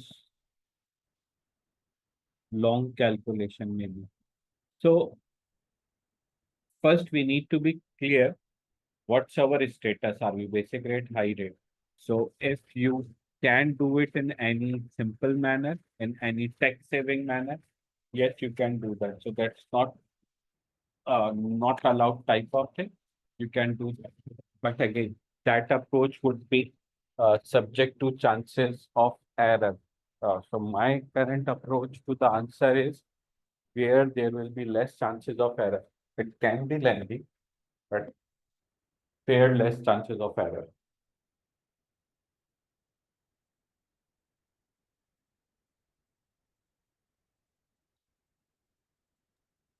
Sir, I just want to confirm one thing. Mhm. Sir, in the first line, you have wrote for the remittance basis available, the person should be UK resident, but not domiciled or deemed domiciled. And ICAR is basically deemed domiciled in the UK for the previous tax years. Right. So why the remittance basis is not available, as it is deemed domicile and also the UK tax resident? Sorry. So if I look that again, person should be resident, but not domiciled or deemed domiciled. So in such situation, remittance basis is available. But if I look into ICAR, ICAR is resident and deemed domiciled. Okay, So sir, if it's mean both things should be not, like not domicile and not deemed domicile. yeah, so okay, I got your confusion. So domicile is domicile, whether actual or deemed. That's my point. Okay, sir. So the thing is, for remittance basis, Mhm. if he is UK resident and deemed domiciled, only he will be the remittance basis will be available just on if unremitted amount is less than 2,000. Am I So right? that is no, so that is for the automatic availability. So the first is whether this option is available to you or not. If available, then whether you are supposed to purchase it by paying a remittance basis charge, or would it be available automatically? Okay. And if I am the deemed domiciled and I have the unremitted amount is above 2,000, uh, I have to pay the remittance basis charge for claiming the remittance basis, Yes. which means it's available in both cases. One is automatic available, second is uh, up to the You need discretion to of the purchase person. it. But Yeah, again, okay. both things is applicable once you have the option of remittance base. Once you have, then it is secondary, like whether it is automatic or we need to purchase it via paying the remittance basis charge. This I would I would say this thing to be secondary. Okay, sir. Here, the discussion is not about the charge. Here, the discussion is on the first line, whether the remittance basis is available or not.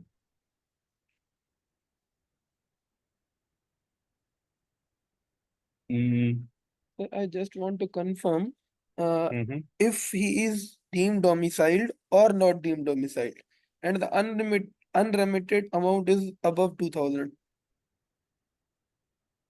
which means there isn't any case of unremitted amount, or can you don't take any 2,000. Okay, so the person is UK resident and not domiciled. Remittance basis is Correct. available, and the second person is UK resident and deemed domiciled. For him, Remittance base. same the is available. No, so you said resident and deemed domicile, right? And deemed domiciled, yes sir. Not available. Not available. Only for the deemed domiciled, it's only available if the unremitted amount is less than 2,000. Am I right? So when the remittance basis is available, the person should be resident but not domicile. Not domicile. So domicile here means it can be actual, it can be deemed. Both the things Okay are sir. covered over here. Okay sir. Hmm. Sir, I want to confirm one thing. Uh, Mm-hmm. just uh, if a person is UK resident and a person is also deemed domiciled, remittance basis is available. Is not available. Not available. Accrual arising basis available. Just a second. Let me open up the remittance basis PDF so that we can. Yes, sir. I have opened that. That's why I'm. Mm. Mm.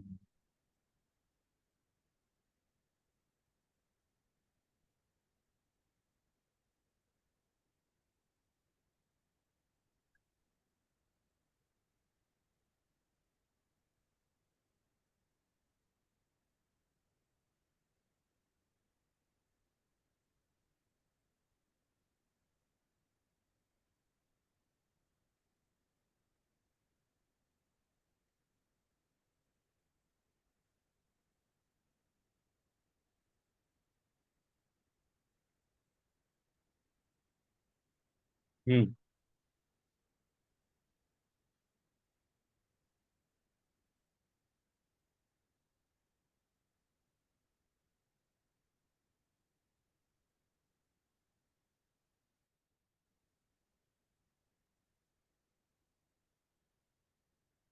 Yeah, sir. Now the person is resident. Okay. Person is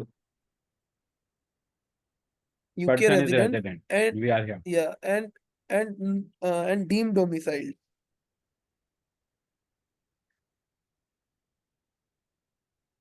Hmm. That's what I'm saying. Here the word domicile means actual or deemed. It can be in any way. Yeah, sir. So now if he is deemed domiciled, which means he is not domiciled in the UK. So the remittance basis will be available. So you are saying the person is deemed domiciled, right? Yes, sir. If the person is deemed domiciled, you said he will be not domiciled, actual domiciled. That's what I'm saying. The word here domicile is not restricted to actual. It is actual or deemed both. So here domicile means I'm talking about actual and deemed any kind of domicile if he has. Sir, there is a bit different in the picture which I have in my handouts and you have in your handout. Please open up the So in my analysis. handout,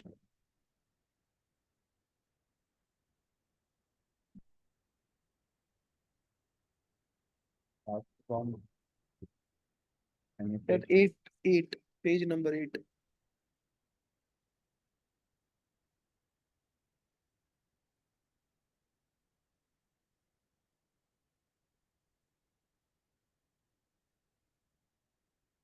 This is the picture. Yes, sir. Yes, sir. Check here. If the person is UK deemed domiciled, the third one. Oh, I got it. So for deemed, here the person is deemed domiciled, right? In this particular question. Yes, sir.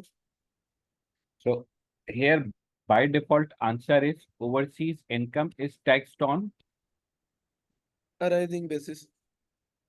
By default, this is the thing. Okay, sir. And if I look into, so probably this is something which should not be here. Probably this is something which should not be here because we are going to repeat this thing here as well.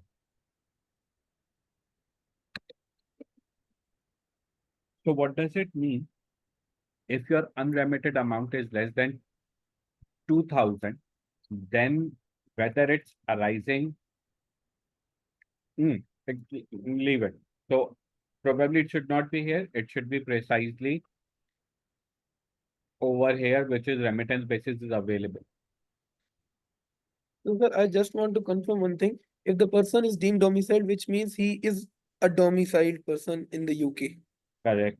either deemed, either actual, then he will be paid on arising basis. Correct.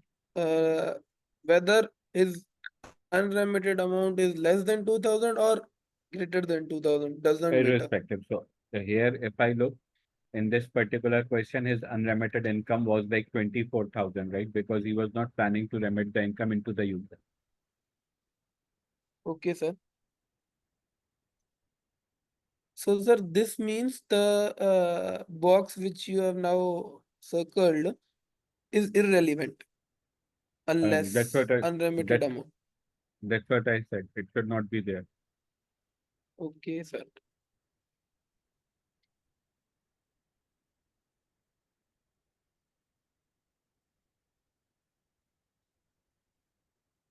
Okay. Um, let's move to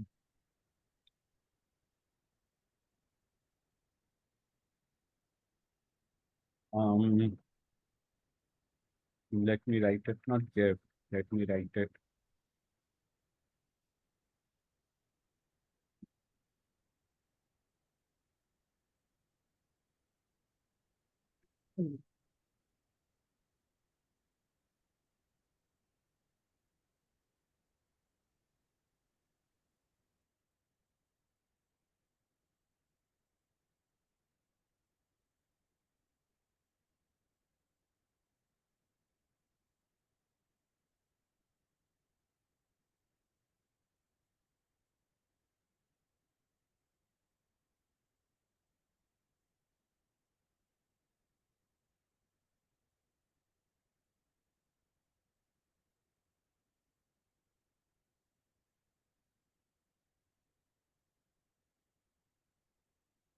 Yes, so painting one, if you notice, we gifted painting one when the person was gave painting one to his daughter around on 1st January 24 when he was still in Tassia. So he was in Tassia that time when he gifted the painting one. Mm, would there be any UK tax implications on the gift of this painting?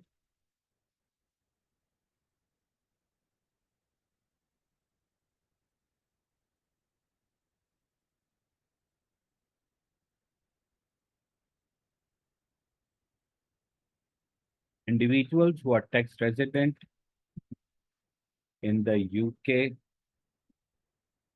are liable to capital gains tax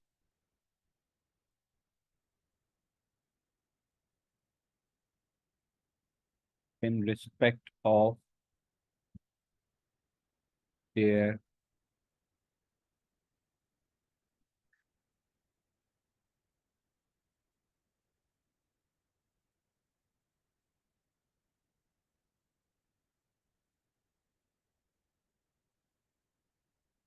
although ICAP was tax resident in Tassia in tax year 21-22,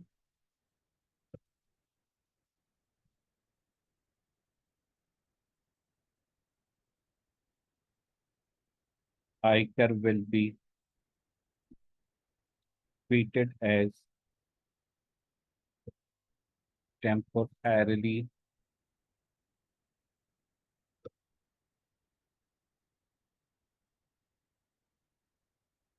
non-UK resident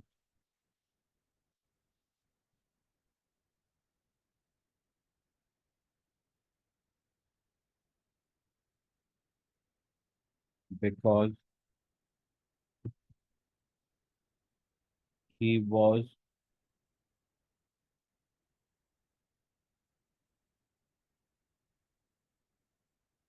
UK tax resident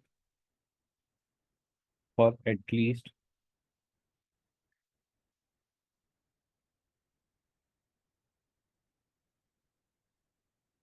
4 of the 7 tax years prior to the year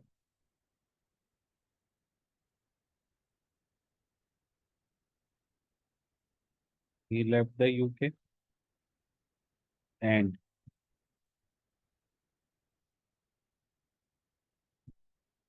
he was non-UK resident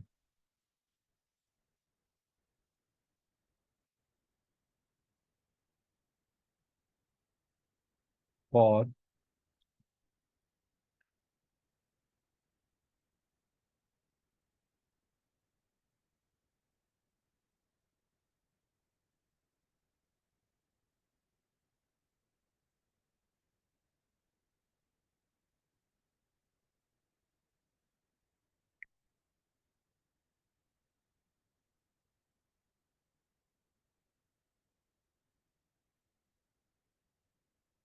accordingly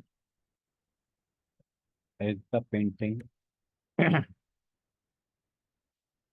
which he gifted to Arama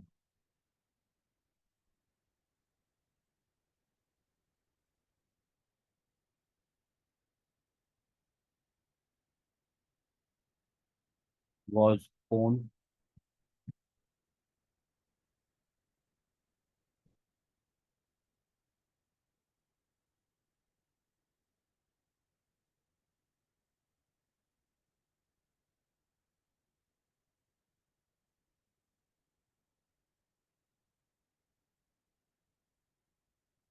was owned by him when he left the UK.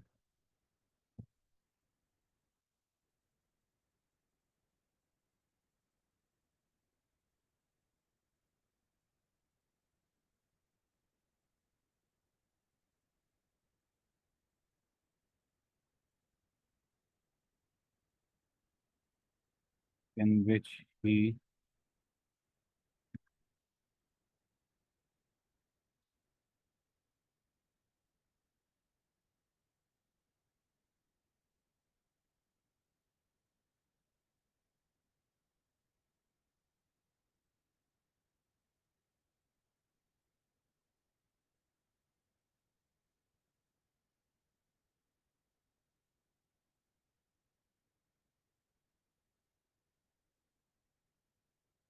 now for painting one.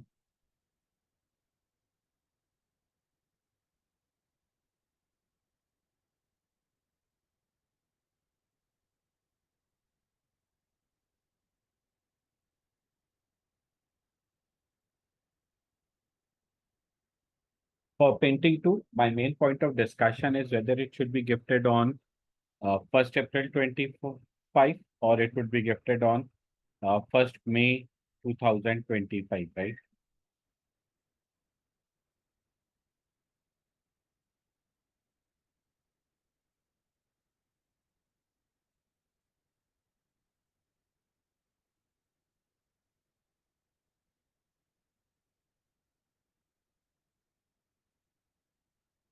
Iker and Arama are connected persons for CGT purpose. Accordingly, the loss arising on the gift of painting two can only be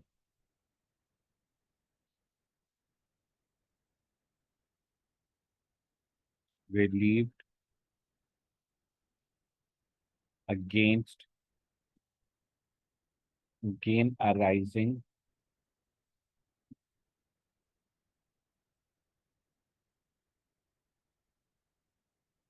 on other property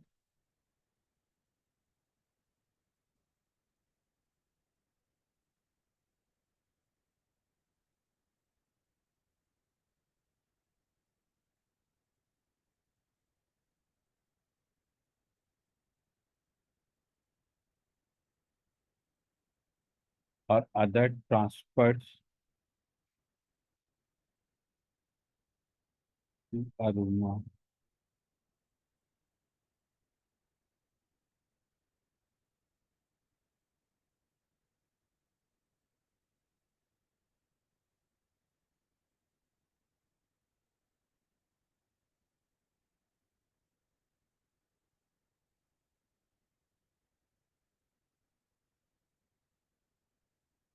If Iker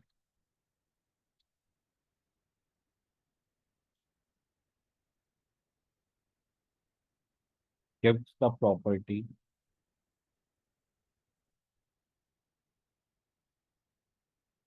not Aruna, Arama.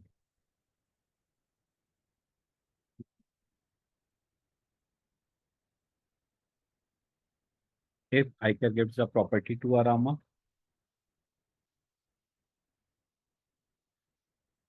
on 1st April 25,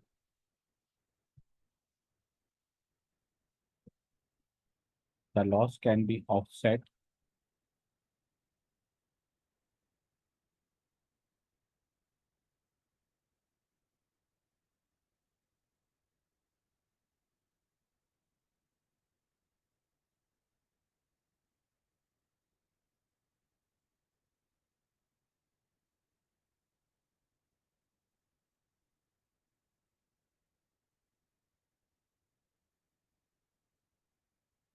however, if the gift is not made until 1st May 25, the loss will arise in tax year 25-26.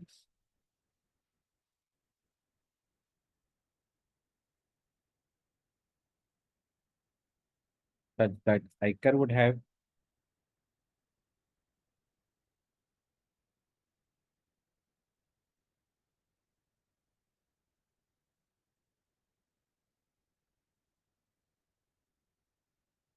a CGT liability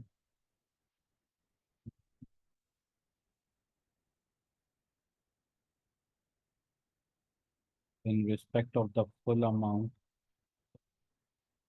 of the gain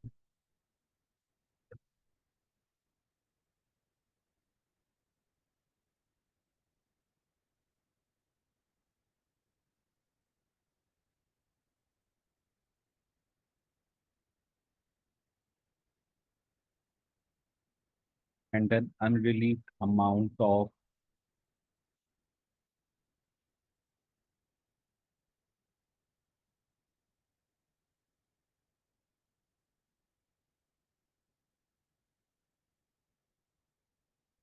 on painting to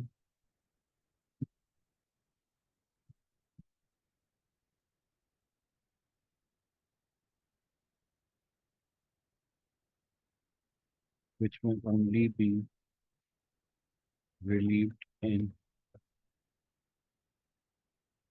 future if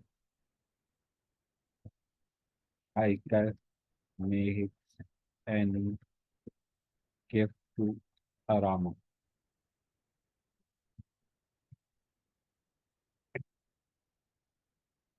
Therefore, it is preferable to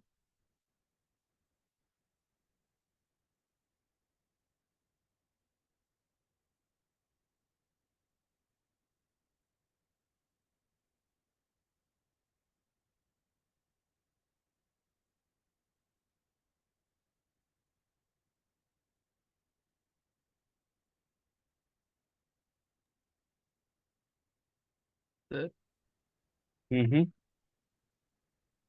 sir ये थोड़ी बात समझ में नहीं है जो आपने लिखा। आपने पेंटिंग टू की बात करी है और नीचे प्रॉपर्टी पे आ गए हैं। इफ आई कर गिव द प्रॉपर्टी टू अरामा in the second para. ICAP gives the painting to Arama.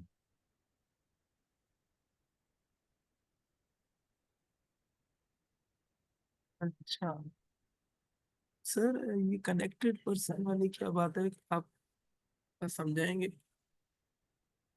So it is simply, for ये example, in case of gain for, uh, sorry, if I transfer an asset to connected person and if a gain making situation, we do have a concept of gift holdover release if the asset is business asset, right? And if not business okay sir. asset, then and if not business asset, then the gains are simply taxable.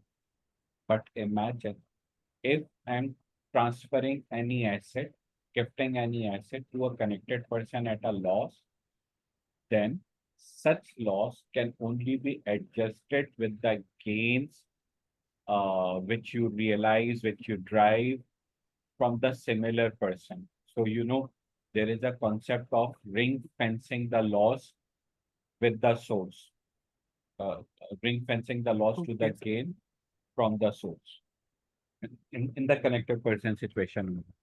So if So, ICAR sir, made here a in this, here okay, sir, carry since on. ICAR to Arama, a daughter Arama, so that can only be the loss can only be adjusted with any future gift or with any future gain between ICAR and Arama.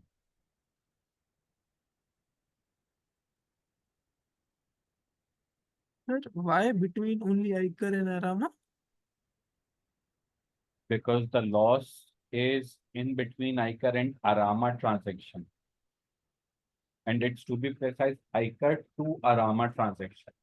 Like ICAR is selling, Arama is buying, ICAR is transferer, Arama is Yes, sir. transferee. In any such future transaction, this loss can be relieved. Otherwise, no. Sir, painting one is also gifted to the same person. Yes, so it can, but again, for capital loss, it can be adjusted in current year or it can be adjusted in next year, but it cannot be carried back, right? So if Okay, sir, first no May, problem. Sir, I want to confirm one thing. You said if we have loss on the painting two, which is between the two connected person, that loss will only be relieved against the chargeable gains between these two connected person other gifts, or correct, just the chargeable gains.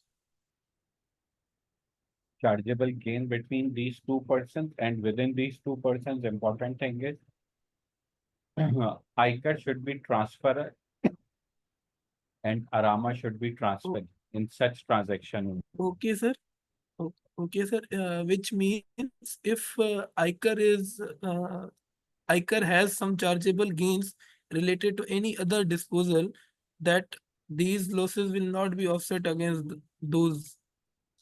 No, no, no. So it cannot be adjusted against the normal gain, for example, normal any arm's length transaction gain. Okay. Additional disposable income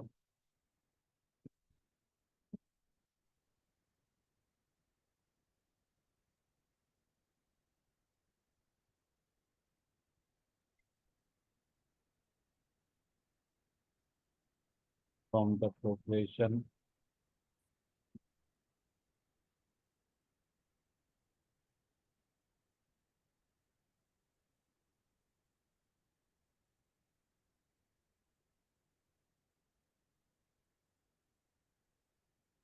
for 25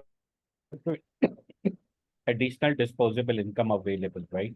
Calculate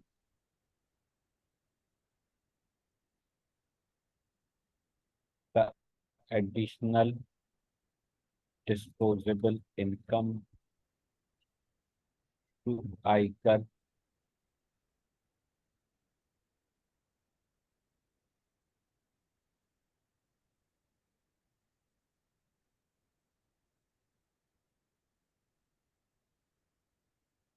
refer working fee,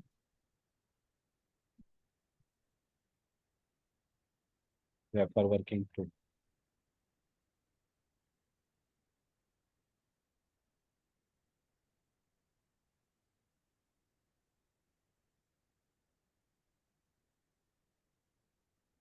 If I look into the requirement, calculate the additional disposable income available to ICAR for the tax year 25-26 as a result of being provided with living accommodation. You should include an explanation of your treatment of expenditure on the construction of conservatory. So for construction of conservatory, we have to include the explanation.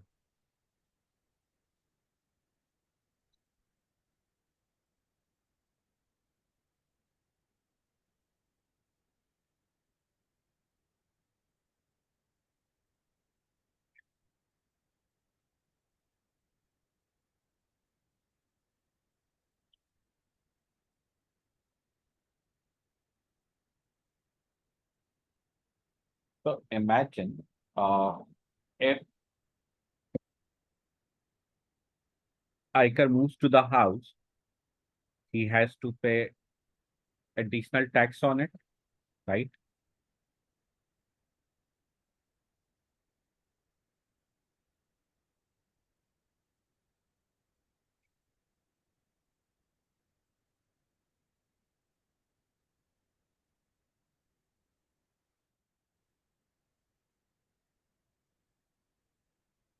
Annual value was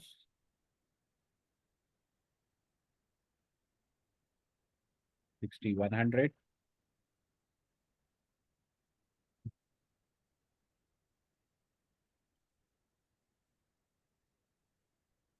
Expensive accommodation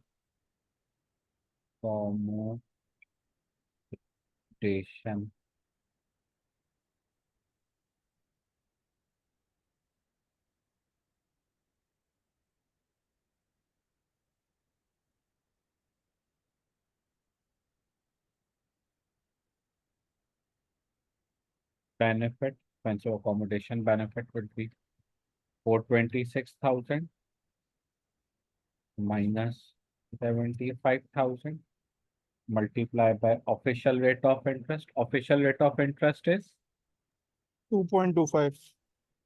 2.2. Thank you.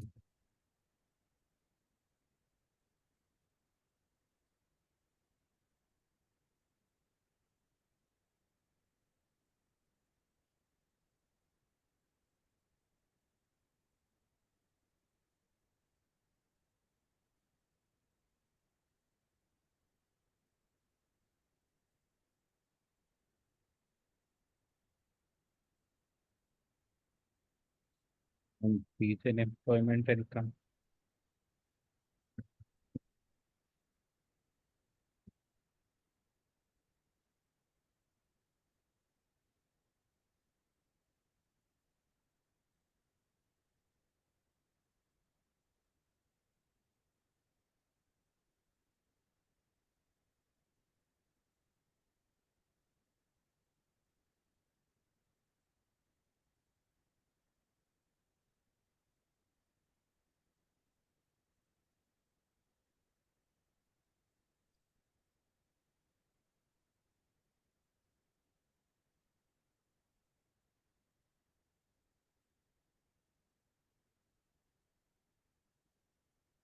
Disposable income.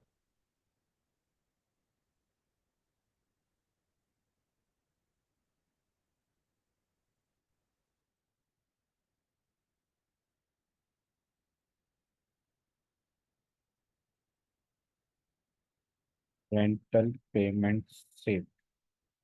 So rental payments were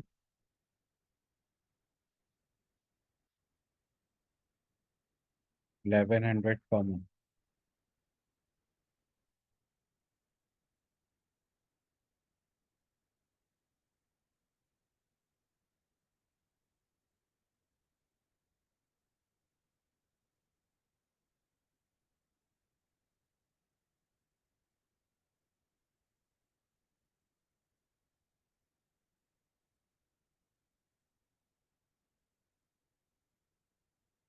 Additional running cost.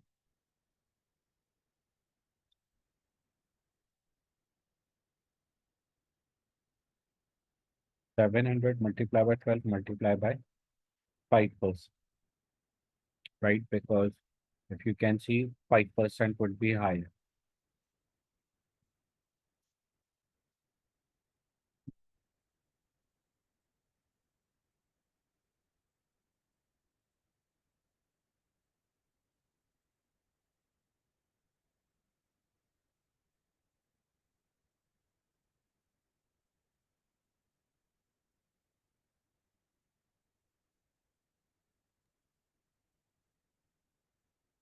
Sir, in this question, is there any improvement which will be add in the cost? Hmm. Let me look. Construction of conservatory on the house in May 2005.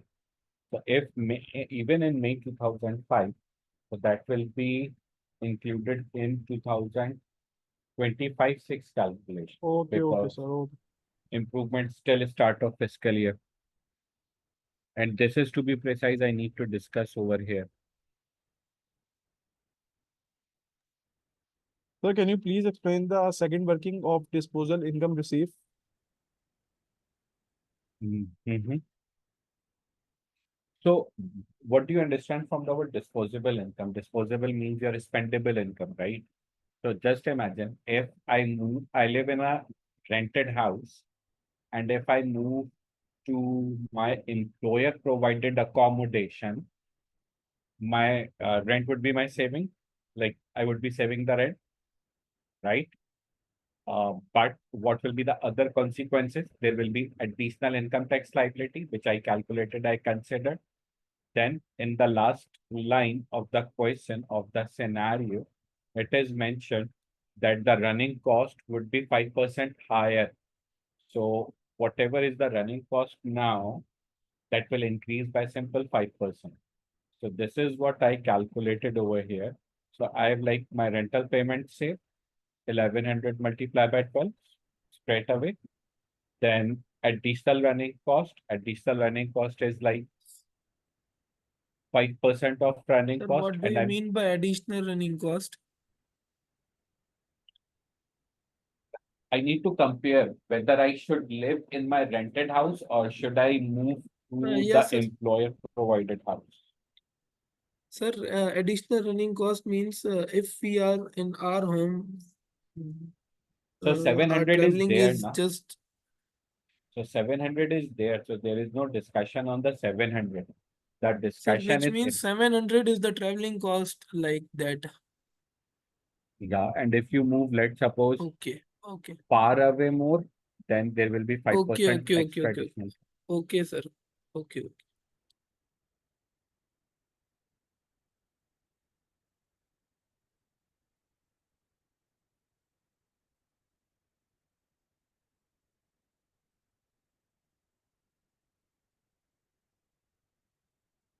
Yes. Uh, then I'm going to discuss tax treatment of the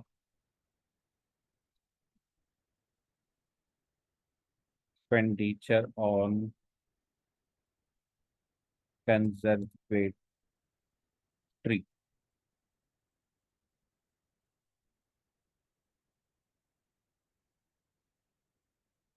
For the purpose of calculating the additional charge,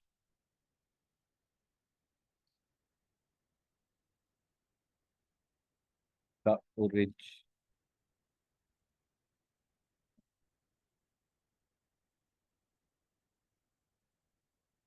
original cost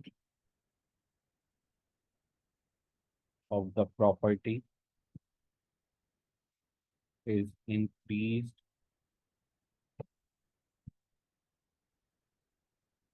by the cost of any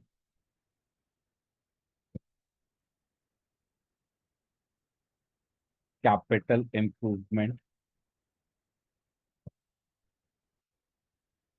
made prior to the start of the relevant tax year.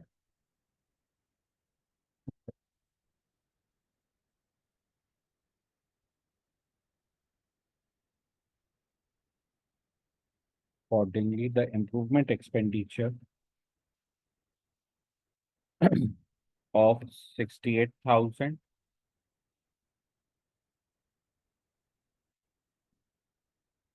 in relation to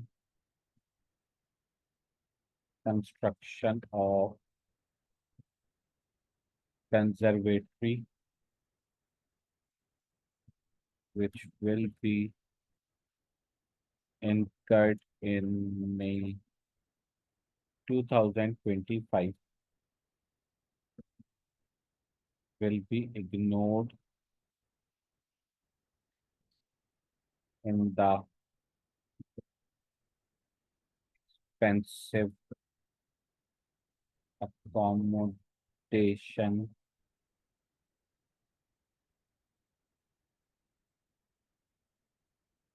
charge for 25-26.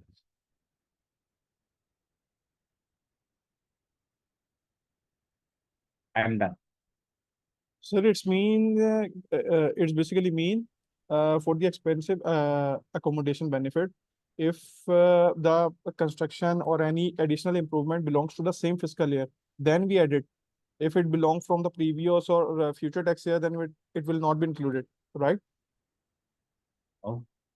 So in the employment income for car benefit and accommodation benefit, for improvements, we do follow a principle that improvement should be before the start of fiscal year, right? It means any improvements made in current fiscal year will not be considered in this fiscal year. They will be simply considered from next fiscal year. And that's what I'm referring over here. Like since this improvement conservatory is in May 2025, means after starting of fiscal year 25-26, or other way around, you can say it's during fiscal year 25-26. That's why since it's during fiscal year 25-26, uh, It will during be fiscal, charged in 26-27, right? uh, yes, you are right, but I'm just changing a word in your statement. It will start charging from 25, sorry, from 26-27 onwards. So onwards means uh, till when he has the property, ICA has the property, that will remain be the case. Okay, sir. Okay, perfect. So, this is a very basic concept which we at least very religiously properly learned in TX, but any such thing examined in this theoretical way in ATX, difficult to imagine.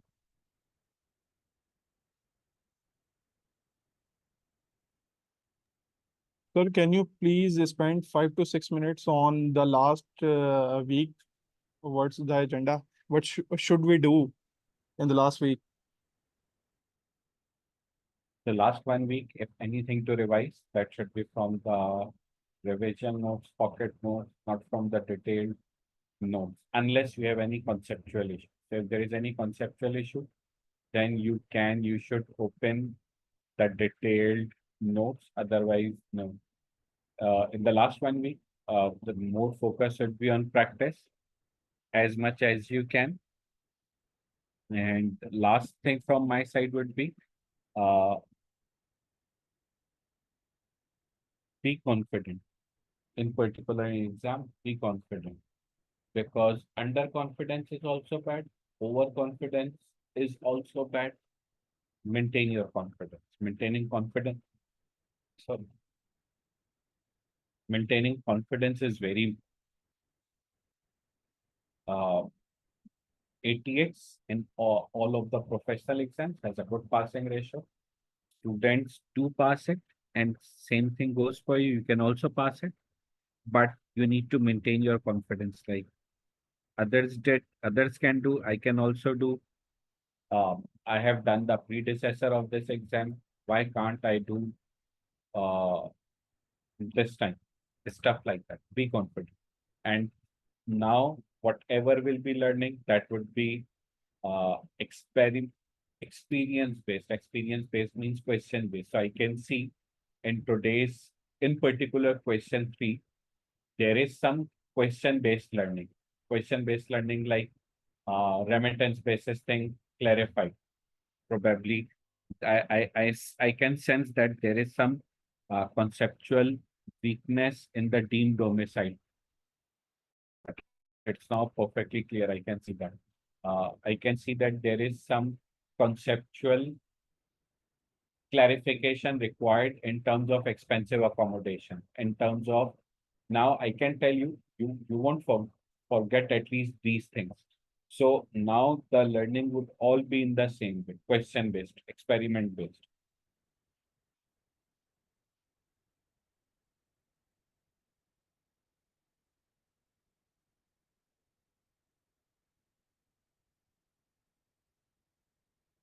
So any further thing? Otherwise, best wishes to all of you for your exams. Prayers are with you. You guys rocked in the past and you guys will rock in this session as well. Inshallah. Inshallah, sir, inshallah. Thank you so much, sir, for your time, for your welcome. efforts. Most welcome.